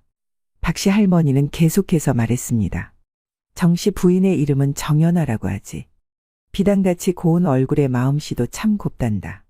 많은 사람들이 그녀에게 청혼했지만 모두 거절했어. 그녀는 기술이 있는 사람을 원한다고 하더구나. 너의 아버지는 목수 솜씨가 뛰어나시니 정연아 씨에게 딱 맞는 분이실 거야. 몇 주 후 중매가 성사되었고 윤상필과 정연아는 첫 만남을 가졌습니다. 정연아는 정말 아름다웠습니다. 그녀의 단정한 모습과 지혜로운 말투는 윤상필의 마음을 사로잡았습니다. 정연아도 윤상필의 정직하고 성실한 모습에 호감을 느꼈습니다. 그들은 서로에게 끌렸고 얼마 지나지 않아 혼인을 약속했습니다. 아버님, 정말 다행이에요. 정씨 어머님은 정말 좋은 분 같아요. 윤희와가 기뻐했습니다. 윤상필은 미소를 지었지만 그의 눈에는 근심이 있었습니다. 그는 자신의 과거가 언젠가는 그의 발목을 잡을 것이라는 것을 알고 있었습니다. 하지만 지금은 새로운 행복을 맞이할 시간이었습니다. 혼례일이 다가왔고 윤상필은 8명의 장정이 매는 가마를 보내 정연아를 맞이했습니다. 정연아는 아름다운 혼례복을 입고 윤상필의 집으로 들어왔습니다. 그들은 서로에게 절을 하고 새로운 인연을 맺었습니다. 새 부부의 생활은 평화로웠습니다. 윤상필은 정연아를 아껴주었고 정연아는 집안일을 능숙하게 처리했습니다. 사랑의 단꿈에 빠진 윤상필은 몇 년은 더 젊어 보였습니다. 아버님, 정말 행복해 보이세요. 윤희와가 어느 날 아버지를 방문했을 때 말했습니다. 윤상필은 미소를 지었습니다. 그래, 연하는 내 인생의 축복이다. 혼인 후 몇 달이 지나고 윤상필은 여전히 바쁜 몫으로 일했습니다. 그는 종종 멀리 떨어진 마을이나 도시로 가서 일을 했고 며칠 또는 몇 주 동안 집을 비우곤 했습니다. 정연아는 남편이 없는 동안 집을 돌보았지만 외로움을 느꼈습니다. 그녀는 마을을 산책하며 시간을 보냈고 마을 사람들과 교류했습니다. 그러던 어느 날 마을 외곽에서 한 낯선 남자가 정연아를 지켜보고 있었습니다. 그의 이름은 박혁이었고 도적대의 두목이었습니다.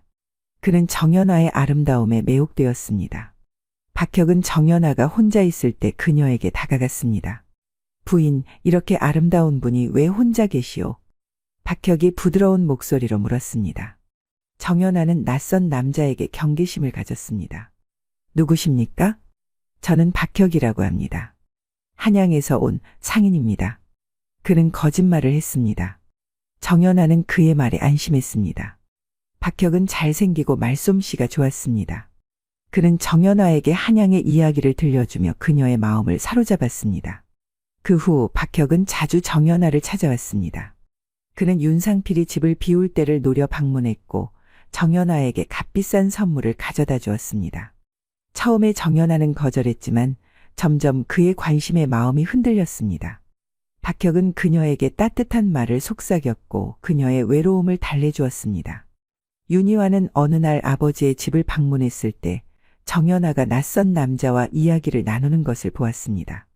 그녀는 직감적으로 뭔가 잘못되었다고 느꼈습니다. 어머님, 그분은 누구세요? 윤희화가 물었을 때 정연아는 당황했습니다. 아, 이분은 한양에서 온 상인이셔. 좋은 비단을 보여주러 오셨어. 윤희화는 의심스러웠지만 더 이상 묻지 않았습니다. 그녀는 남편 강도령에게 이 일을 이야기했습니다.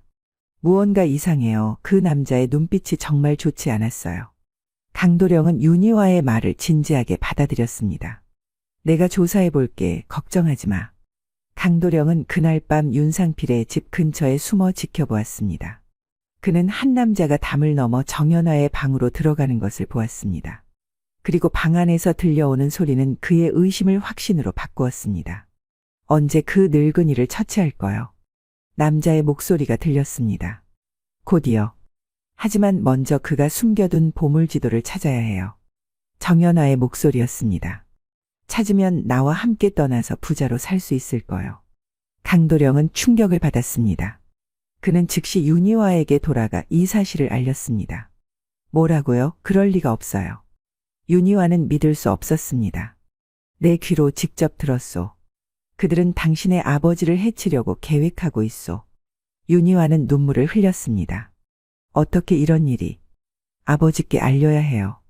강도령은 즉시 말을 타고 윤상필이 일하고 있는 옆 마을로 향했습니다. 그는 윤상필을 찾아 모든 것을 이야기했습니다. 윤상필은 놀라지 않았습니다. 그는 깊은 한숨을 내쉬었습니다. 언젠가는 이런 날이 올 줄 알았다. 그가 중얼거렸습니다. 장인어른, 무슨 말씀이신지요? 강도령이 물었습니다. 윤상필은 오랫동안 숨겨왔던 자신의 진실을 밝히기 시작했습니다. 내 진짜 이름은 윤상필이 아니다. 나는 조선 최고의 의적 흑도였다. 강도령은 놀라서 말을 잇지 못했습니다. 흑도는 20년 전 조선 전역을 떠들썩하게 했던 전설적인 의적이었습니다. 그는 부자들의 재물을 훔쳐 가난한 사람들에게 나누어 주었고 많은 사람들의 영웅이었습니다. 나는 부유한 자들의 재물을 훔쳐 가난한 자들에게 나누어 주었다. 그러던 중 내 부하 백도와 함께 큰 보물을 발견했지. 윤상필은 과거를 회상했습니다. 그와 백도는 오랜 친구였습니다. 그들은 함께 의적 활동을 했고 마치 형제처럼 지냈습니다. 그러나 한 여인의 등장으로 모든 것이 변했습니다. 이화의 어머니 이름은 한소연이었다. 그녀도 또 다른 의적 단체의 리더였지. 우리 셋은 함께 많은 일을 했다. 윤상필은 한소연과 사랑에 빠졌고 그녀도 그를 사랑했습니다. 그들은 결혼했고 행복했습니다. 하지만 백도도 한소연을 사랑했습니다. 그는 질투와 분노로 가득 찼고 결국 배신을 선택했습니다. 백도는 한소연을 독살하려 했다. 하지만 소연이 대신 내가 그 독이 든 술을 마셨어야 했다. 그러나 소연이 나를 너무 사랑했기에 내 대신 그 술을 마셨다. 한소연은 죽기 전 윤상필에게 그들의 딸 이화를 잘 돌봐달라고 부탁했습니다. 그리고 그녀는 그들이 함께 발견한 보물의 지도를 그에게 주었습니다. 그 후 나는 이화를 데리고 도망쳤다. 이름을 바꾸고 목수 기술을 배웠지. 그리고 이곳 마을에 정착했다. 윤상필은 백도가 언젠가 그를 찾아올 것이라는 것을 알고 있었습니다. 보물을 차지하기 위해서라도, 그리고 복수를 위해서라도. 그리고 이제 그가 정연아를 이용해서 나를 찾아왔구나. 강도령은 충격을 받았습니다. 그럼 그 남자가 백도이고 지금 정연아와 함께 당신을 해치려 한다는 말씀이십니까? 윤상필은 고개를 끄덕였습니다. 그래, 내가 늘 예감했던 일이 결국 일어났구나. 하지만 이번에 나는 준비되어 있다. 강도령은 결단력 있게 말했습니다. 장인어른, 저와 함께 계획을 세워야 합니다. 우리는 그들보다 한 발 앞서 움직여야 합니다. 윤상필은 강도령의 충성심에 감동했습니다. 그들은 함께 계획을 세우고 다음날 마을로 돌아왔습니다. 윤상필은 일을 마치고 집으로 돌아온 것처럼 행동했습니다. 정연아는 그를 반갑게 맞이했습니다. 여보, 돌아오셨군요. 일은 잘 마치셨어요. 정연아가 다정하게 물었습니다. 그래, 모든 일이 순조롭게 진행되었소. 윤상필이 태연하게 대답했습니다. 정연아는 특별한 저녁 식사를 준비했습니다. 윤상필이 좋아하는 음식들로 상을 가득 채웠습니다. 오늘은 특별한 날인가? 윤상필이 물었습니다. 아니에요. 그저 남편을 위한 작은 정성이에요. 정연아가 미소 지었습니다. 그들은 함께 식사를 했고 정연아는 계속해서 윤상필에게 술을 권했습니다. 윤상필은 술을 마시는 척하며 그녀의 행동을 지켜보았습니다. 여보, 이 술은 특별한 것 같소. 어디서 구했소? 윤상필이 물었습니다. 한양에서 온 상인에게서 샀어요. 비싼 술이라고 하더군요. 정연아가 대답했습니다. 윤상필은 미소를 지었습니다. 그럼 당신도 한잔하시지. 정연아는 잠시 망설였지만 의심을 피하기 위해 한 잔 마셨습니다. 그녀는 자신이 독을 탄 술이 아니라 다른 술을 마셨다고 생각했지만 사실 윤상필은 이미 술잔을 바꿔놓았습니다. 밤이 깊어가자 정연아는 윤상필이 취한 것으로 생각했습니다. 그녀는 밖으로 나가 박혁 즉 백도에게 신호를 보냈습니다. 그가 술에 취해 잠들었어요. 이제 움직일 때예요. 정연아가 말했습니다. 박혁은 미소를 지었습니다. 좋아. 이제 20년 전의 빚을 갚을 시간이군. 그들은 조용히 집으로 들어갔습니다. 윤상필은 이불에서 곤히 자고 있는 것처럼 보였습니다.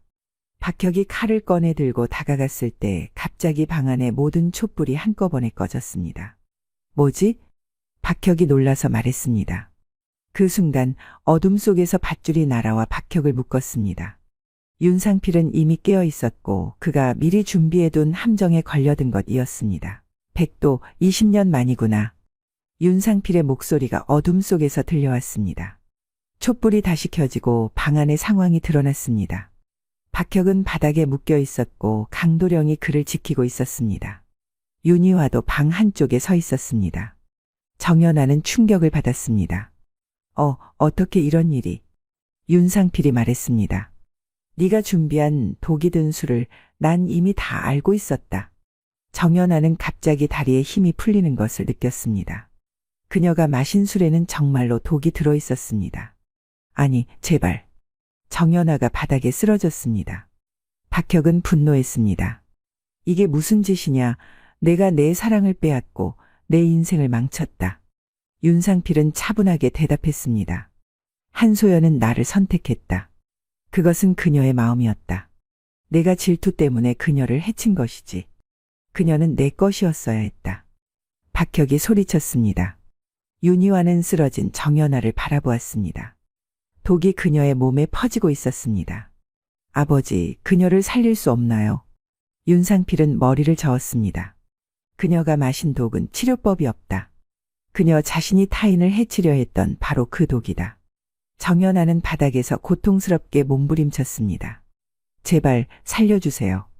윤상필은 정연아에게 다가갔습니다. 너를 사랑했다, 진심으로. 하지만 내가 나를 배신했다. 정연아의 눈에서 눈물이 흘렀습니다. 처음에는 그저 임무였어요. 하지만 나중에는 정말로 당신을 사랑하게 되었어요. 그녀의 목소리가 점점 약해졌고 마침내 그녀는 숨을 거두었습니다. 방 안에는 무거운 침묵이 흘렀습니다. 윤상필은 슬픈 눈으로 고개를 떨구었습니다. 그리고 그의 시선은 박혁에게 돌아갔습니다. 내 죄는 중하다. 관아에 넘겨 법의 심판을 받게 하겠다. 박혁은 비웃었습니다. 내가 누구인지 알리면 너도 함께 처벌받을 것이다. 윤상필은 미소를 지었습니다. 나는 이미 과거의 죄를 속죄했다. 20년 동안 정직하게 살며 많은 사람들을 도왔다. 내가 무슨 말을 하든 이 마을 사람들은 나를 믿을 것이다. 다음 날 아침 박혁은 관아로 끌려갔습니다. 그는 살인 미수와 여러 죄목으로 처벌받았고 평생 감옥에 갇히게 되었습니다. 비극적인 사건 이후 윤상필은 자신의 과거를 딸과 사위에게 모두 털어놓았습니다. 그는 또한 한소연이 남긴 보물 지도를 꺼냈습니다. 이 지도는 우리가 함께 발견한 보물의 위치를 가리킨다. 하지만 이것은 죽음과 고통만을 가져왔다. 윤상필은 지도를 불 속에 던졌습니다. 종이가 타오르며 그들의 과거도 함께 사라졌습니다. 이제 새로운 시작을 할 때다. 더 이상 과거에 묶여있지 않을 것이다. 윤희화와 강도령은 아버지의 결정을 존중했습니다. 그들은 윤상필이 그들과 함께 살 것을 제안했고 이번에는 그가 동의했습니다. 그들은 함께 새로운 집을 지었습니다. 더 크고 더 밝은 집이었습니다. 윤상필은 계속해서 목수 일을 했고 강도령은 농사일을 배웠습니다. 윤희화는 곧 임신 소식을 알렸고 가족 모두가 기뻐했습니다. 몇 달 후 윤희화는 건강한 아들을 낳았습니다. 그들은 아이의 이름을 희망이라고 지었습니다. 새로운 생명의 탄생은 그들에게 진정한 행복과 평화를 가져다 주었습니다. 윤상필은 손자를 안아보며 미소를 지었습니다. 이제야 진정한 보물을 찾았구나. 재물이나 권력이 아닌 가족과 사랑이라는 보물을. 강도령은 장인의 어깨에 손을 얹었습니다. 아버님, 과거는 이제 지나갔습니다. 우리는 이제 앞으로 나아갈 것입니다. 윤상필은 고개를 끄덕였습니다. 그래, 우리 앞에는 밝은 미래가 있다. 세월이 흘러 윤상필은 마을에서 가장 존경받는 장인이 되었습니다. 그는 자신의 기술을 많은 젊은이들에게 가르쳤고 그의 작품은 조선 전역에서 인정받았습니다. 강도령과 윤희화는 마을에서 번창하는 농장을 운영했고 희망이는 건강하게 자랐습니다. 그들의 가족은 더욱 커졌고 행복했습니다. 어느 평화로운 봄날 윤상필은 꽃이 만발한 정원에 앉아 있었습니다. 그는 먼 산을 바라보며 미소를 지었습니다. 소연아, 내가 약속을 지켰소. 우리 딸이 이제 행복하오. 그리고 나도 마침내 평화를 찾았소. 바람이 부드럽게 불어왔고 윤상필은 마치 한소연이 그에게 대답하는 것처럼 느꼈습니다. 옛날, 아주 옛날에 김도령이라는 명의가 살고 있었습니다. 김도령은 약초와 침술에 두루 능통하여 어떤 괴질이나 난치병도 그의 손에 들어오면 단번에 치유되곤 했습니다. 그의 의술은 마치 하늘이 내려준 것 같았습니다. 김 의원님, 정말 감사합니다. 석 달 동안 앓던 열병이 단 사흘 만에 나았습니다. 도령님, 저희 어머니 다리가 이제 멀쩡해지셔서 걸으십니다. 은혜를 어찌 다 갚을까요? 이렇게 그를 찾아오는 환자들의 감사 인사가 끊이지 않았고 그의 명성은 그 지역을 넘어 한양까지 알려지게 되었습니다. 감사의 표시로 쌀이나 비단을 가져오는 부유한 환자들도 있었지만 김도령은 가난한 이들에게는 항상 약값도 받지 않았습니다. 병을 고치는 것이 의원의 본분이요. 가난하다고 병을 참아야 한다면 그것은 하늘의 이치에 어긋나는 일이죠. 김도령은 이렇게 말하며 환자들을 정성껏 돌보았습니다. 멀리서 찾아온 환자들이 당일로 돌아가기 어려울 때는 자신의 집에 머물게 하기도 했습니다. 그의 선행은 마을 사람들의 존경을 한 몸에 받았고 모두가 그를 김 선생이라 높여 불렀습니다. 사실 김도령은 본래 이 지역 사람이 아니었습니다. 25의 젊은 나이에 이 지역에 정착했을 때는 아무도 그의 실력을 믿지 않았습니다. 하지만 마을의 가난한 노파가 갑자기 중풍으로 쓰러졌을 때 김도령이 그녀를 치료해 주면서 그의 실력이 알려지기 시작했습니다. 저 젊은이가 노파의 중풍을 고쳤다고. 그렇다네, 침 몇 대로 말이야. 나도 직접 보았네. 이런 소문이 퍼지자 점점 더 많은 사람들이 김도령을 찾아오게 되었고 그는 어느새 전국적으로 유명한 의원이 되었습니다. 하지만 김도령에게도 한 가지 근심이 있었습니다. 그는 쉰을 넘긴 나이에도 홀로 지내고 있었습니다. 젊은 시절 한 여인과 혼인했으나 그녀는 한양에서 온 상인과 눈이 맞아 모든 재산을 가지고 도망쳐 버렸습니다. 그 일 이후로 김도령은 다시는 혼인할 생각을 하지 않았습니다. 선생님, 이제 나이도 있으시니 새 부인을 맞이하시는 게 어떻겠습니까? 홀로 지내시기 적적하실 텐데요. 마을 사람들이 이렇게 권할 때마다 김도령은 미소 지으며 대답했습니다. 혼자 지내는 것에 이미 익숙해졌소. 새로운 인연을 맺으면 오히려 적응하기 어려울 테죠. 그렇게 홀로 지내던 어느 날 김도령이 환자들을 진료하고 있을 때였습니다. 갑자기 밖에서 처절한 울음소리가 들렸습니다. 그 울음소리는 모든 이의 마음을 아프게 할 정도로 애절했습니다. 소리가 나는 쪽을 보니 60이 넘은 한 노부인이 서 있었습니다. 이 노부인은 이웃 마을의 과부 윤 씨였습니다. 젊은 시절부터 홀로 지내며 딸 하나를 키워온 불쌍한 사람이었습니다. 그녀는 곧바로 김도령 앞에 무릎을 꿇었습니다. 김 선생님, 제발 우리 딸 좀 살려주세요. 더 이상 방법이 없습니다. 윤 씨 부인의 행동에 놀란 김도령은 황급히 그녀를 일으켜 세웠습니다. 무슨 일이십니까? 진정하시고 말씀해 보세요. 우리 딸 혜란이가 제발 빨리 와주세요. 이대로는 살 수 없을 것 같습니다. 윤 씨 부인은 말을 제대로 잇지 못할 정도로 상황이 급박해 보였습니다. 김도령은 기다리고 있던 다른 환자들에게 양해를 구하고 약봉지를 들고 윤 씨 부인과 함께 그녀의 집으로 향했습니다. 윤 씨의 집에 도착하자 김도령은 혜란이라는 처녀가 침상에 누워있는 것을 보았습니다. 그녀의 얼굴은 창백했고 거의 숨이 끊어질 듯했습니다. 김도령은 혜란의 눈을 살펴본 후 윤 씨 부인에게 밖에 나가 있으라고 했습니다. 제가 치료할 테니 밖에서 기다려 주십시오. 김도령은 안방에서 온갖 정성을 다해 혜란을 치료했습니다. 마침내 그녀가 숨을 쉬기 시작했고 이내 울음소리가 터져 나왔습니다. 윤 씨 부인은 딸의 울음소리를 듣고 방으로 달려들어왔습니다. 모녀는 서로 부둥켜 안고 울었습니다. 바보 같은 아이, 왜 그런 어리석은 짓을 했니? 혜란은 흐느끼며 말했습니다. 왜 나를 살리셨어요? 차라리 죽게 내버려 두시지.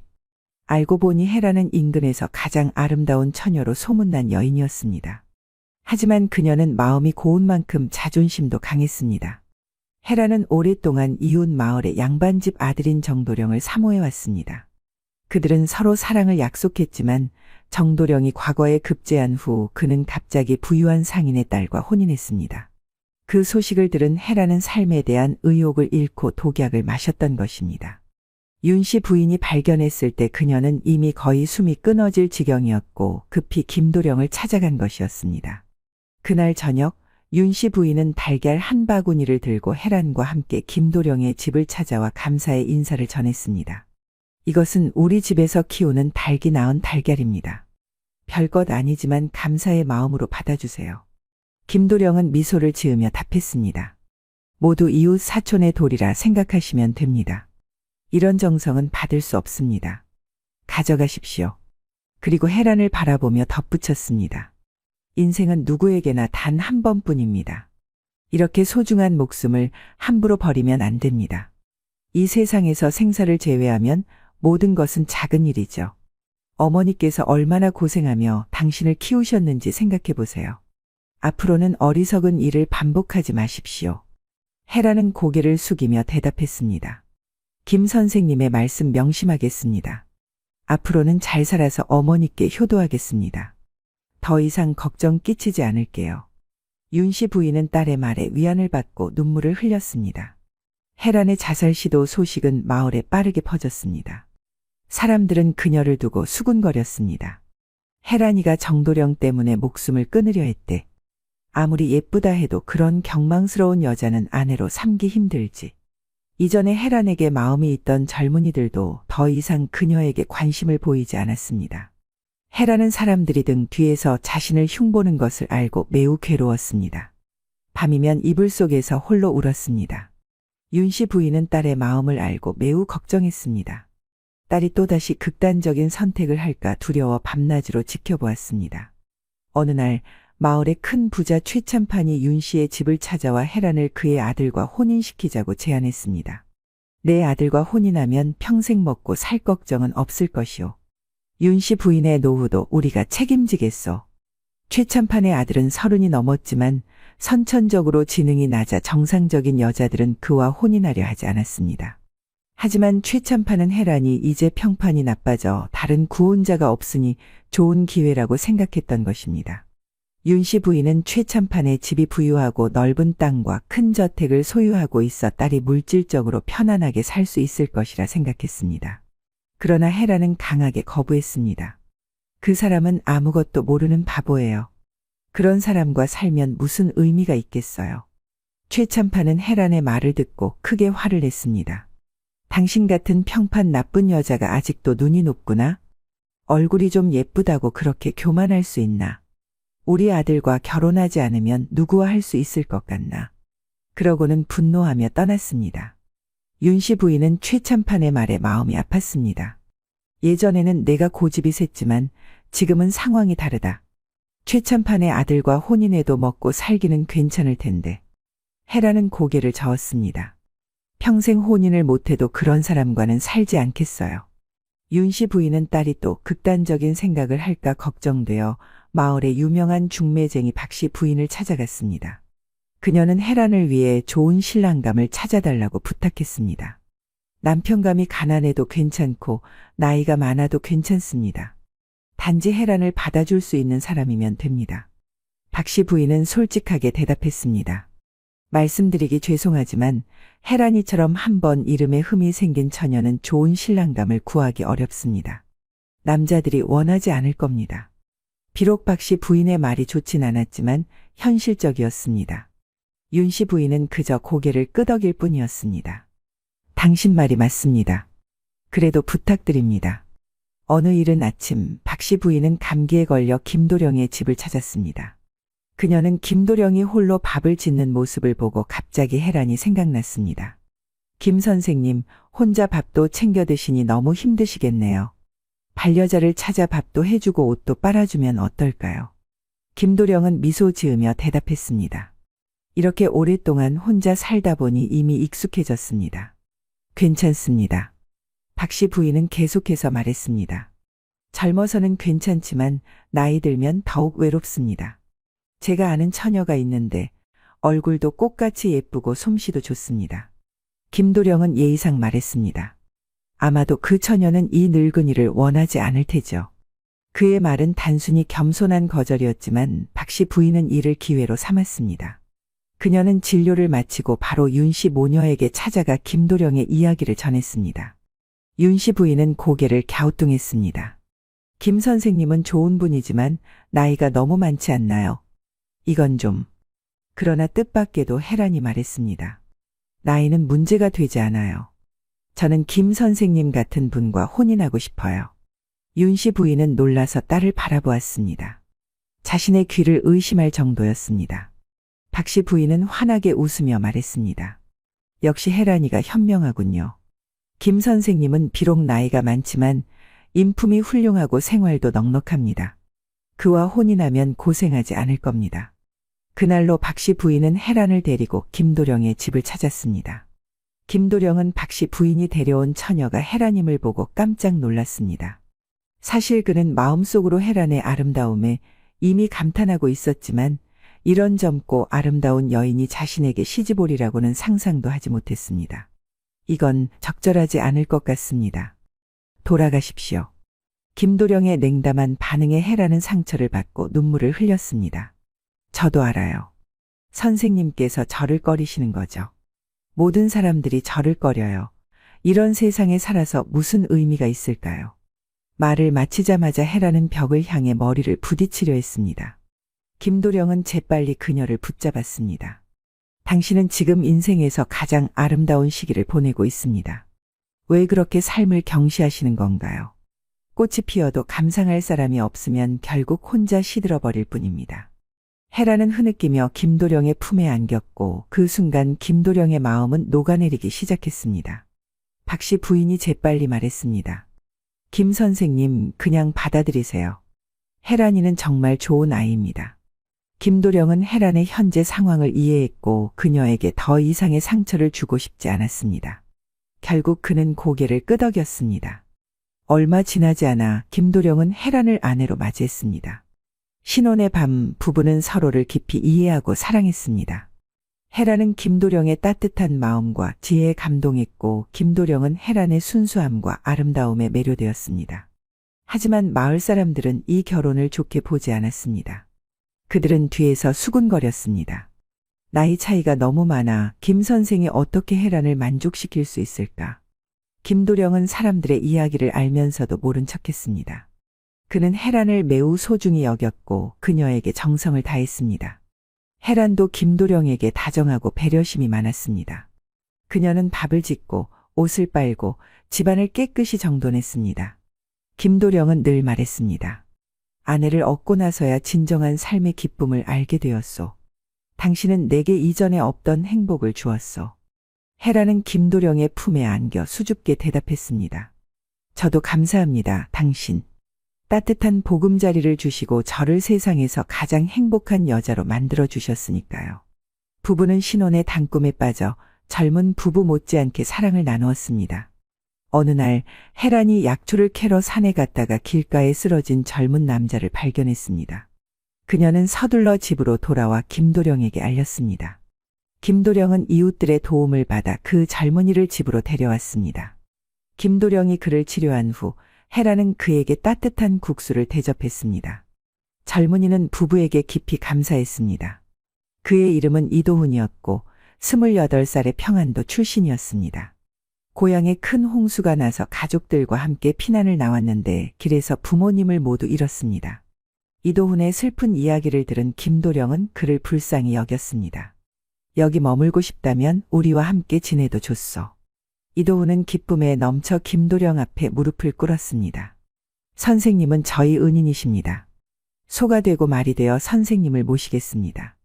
김도령은 미소 지으며 대답했습니다. 소나 말이 될 필요는 없소. 그저 내 의술을 배워보지 않겠소. 이도훈은 감격에 찬 표정으로 3번 큰절을 올렸습니다. 스승님, 만수무강하소서. 제자 이도훈이 절합니다. 그 후로 이도훈은 김도령의 집에 머물렀습니다.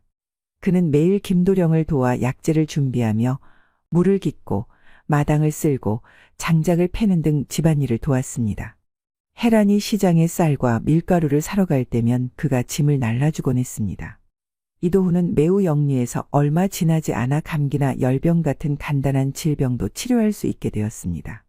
어느 날 김도령은 먼 지방에 사는 옛 친구를 만나러 떠나야 했습니다. 내가 돌아오려면 열흘에서 보름이 걸릴 것 같네. 집안일은 모두 자네에게 맡기겠네. 이도훈은 고개를 끄덕이며 대답했습니다. 스승님, 걱정 마시고 다녀오십시오. 집안일은 제가 다 돌보겠습니다. 헤란도 말했습니다. 여보, 길에서 조심하세요. 빨리 돌아오세요. 기다리고 있을게요. 김도령은 아내를 바라보며 말했습니다. 걱정 말고 몸 조심하시오. 곧 돌아오겠소. 김도령은 깊은 산속으로 들어가 흰 수염을 기른 노인을 만났습니다. 그는 노인 앞에 무릎을 꿇고 인사했습니다. 스승님, 제자가 찾아뵙습니다. 노인은 소매에서 작은 물건을 꺼내 김도령에게 건넸습니다. 제자야, 내가 당시 불쌍히 여겨 그자의 목숨을 살려주었는데 그가 여전히 악행을 저지르고 있구나.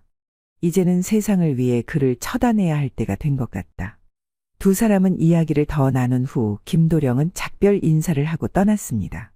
한밤중 김도령은 뒷문으로 자신의 집 마당에 들어섰습니다. 방에 불이 켜져 있는 것을 보고 그는 조용히 다가갔습니다.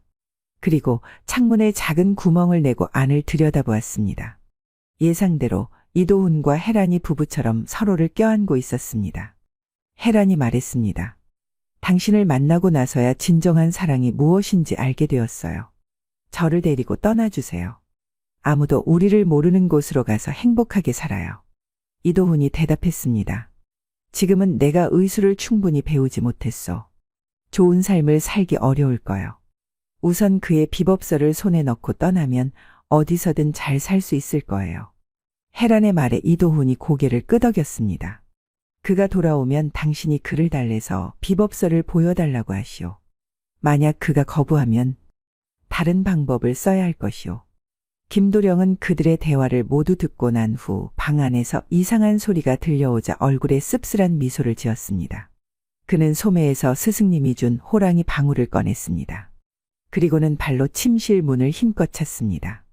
쾅 하는 소리와 함께 문이 열리자 이도훈은 깜짝 놀라 벌떡 일어섰습니다. 그는 황급히 옷을 주워 입으며 책상 위에 작은 칼을 집어들었습니다.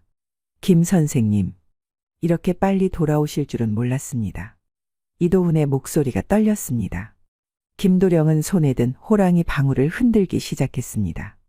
청명한 방울 소리가 방 안에 울려 퍼졌습니다. 이도훈은 갑자기 어지러움을 느끼며 바닥에 주저앉았습니다. 김도령이 그에게 다가가 얼굴에서 무언가를 벗겨냈습니다. 그것은 마치 종이처럼 얇은 가면이었습니다. 가면이 벗겨지자 젊고 잘생긴 이도훈의 얼굴은 사라지고 주름지고 흉터로 가득한 50대 남자의 얼굴이 드러났습니다. 헤라는 이불 속에서 머리를 내밀어 바라보다가 이도훈의 참모습을 보고 경악했습니다. 젊고 매력적인 청년이 순식간에 중년 남자로 변한 것에 충격을 받은 그녀는 이불 속에서 서럽게 울기 시작했습니다. 속았구나, 내가 어떻게. 알고 보니 이도훈의 본명은 이만호였고 그는 김도령의 선배 제자였습니다. 그들의 스승인 오도사께서는 특별한 비법서를 갖고 계셨는데 이 책에는 놀라운 의술과 도술이 담겨 있었습니다. 선한 사람이 이 비법을 사용하면 사람을 살릴 수 있지만 악한 사람이 사용하면 사람을 해칠 수도 있었습니다. 오도사는 선량한 김도령에게 이 비법서를 전해주려 했으나 이만호가 이를 탐내어 스승을 해치려 했습니다. 그는 실패했고 오도사에게 붙잡혔습니다. 당시 이만호는 오도사 앞에 무릎을 꿇고 눈물을 흘리며 용서를 빌었습니다. 스승님, 제발 한 번만 기회를 주십시오. 다시는 이런 일이 없을 것입니다. 오도사는 오랜 사제 관계를 생각하여 그를 용서했습니다. 하지만 이만호는 마음을 고치지 않았고 오랫동안 김도령을 찾아다녔습니다. 그가 김도령의 행방을 알아낸 후 그는 도술로 자신의 얼굴을 젊은 청년으로 변화시키고 이도훈이란 이름으로 가장했습니다. 그의 목적은 비법서를 손에 넣는 것이었고 이를 위해 헤란을 유혹했던 것입니다. 김도령이 뭔가 이상함을 눈치채고 스승을 찾아간 것이었고 오도사로부터 호랑이 방울을 받아왔던 것입니다. 이만호, 스승님이 당신에게 한 번 기회를 주셨는데 당신은 그것을 소중히 여기지 않았소. 이제는 내가 당신을 처벌해야겠소. 이만호의 눈이 붉게 변했습니다. 김도령, 내가 얼마나 교활한지 이제 알겠다. 그 늙은이도 마찬가지야. 김도령은 호랑이 방울을 계속 흔들며 주문을 외웠습니다. 천지현황 변화무쌍. 이만호는 고통스럽게 소리치더니 순식간에 한 마리 누런개로 변했습니다. 헤라는 그 광경을 보고 창백해진 얼굴로 침상 위에 무릎을 꿇고 김도령에게 용서를 빌었습니다. 제발 살려주세요. 모두 이만호가 저를 꾀었습니다. 용서해 주신다면 평생 소나 말처럼 당신을 모시겠습니다. 김도령은 슬픈 표정으로 헤란을 바라보았습니다. 당신 같은 바람기 있는 여자는 세상에 두면 더 많은 남자들을 해칠 뿐이요. 그는 다시 주문을 외웠고 헤라는 순식간에 한 마리 쥐로 변했습니다. 개로 변한 이만호는 쥐를 보자마자 달려들어 물려고 했고 쥐로 변한 헤라는 급히 방 밖으로 도망쳤습니다. 개는 그 뒤를 쫓아갔습니다. 며칠 후 사람들이 김도령의 집을 찾아갔을 때 그의 모습은 보이지 않았습니다. 집 마당에는 누런개 한 마리가 쥐를 쫓아다니는 모습만 보였습니다. 기이한 광경이었습니다. 아무도 김도령이 어디로 갔는지 알지 못했습니다. 몇 년이 지난 후 조선의 변방에서 김신이라는 의원이 놀라운 의술로 많은 사람들을 치료한다는 소문이 퍼졌습니다. 그는 죽어가는 사람도 살려내는 신비한 능력을 가졌다고 했습니다. 일부 사람들은 그가 옛날의 김도령이 아닐까 추측했습니다. 옛 이모 영상을 빠르게 만나보시려면 가운데 동그라미를 클릭하여 구독을 눌러주세요. 새로운 영상이 올라오면 알림이 옵니다. 다음 동영상과 추천 영상도 재미있으니 많은 시청 바랍니다. 감사합니다.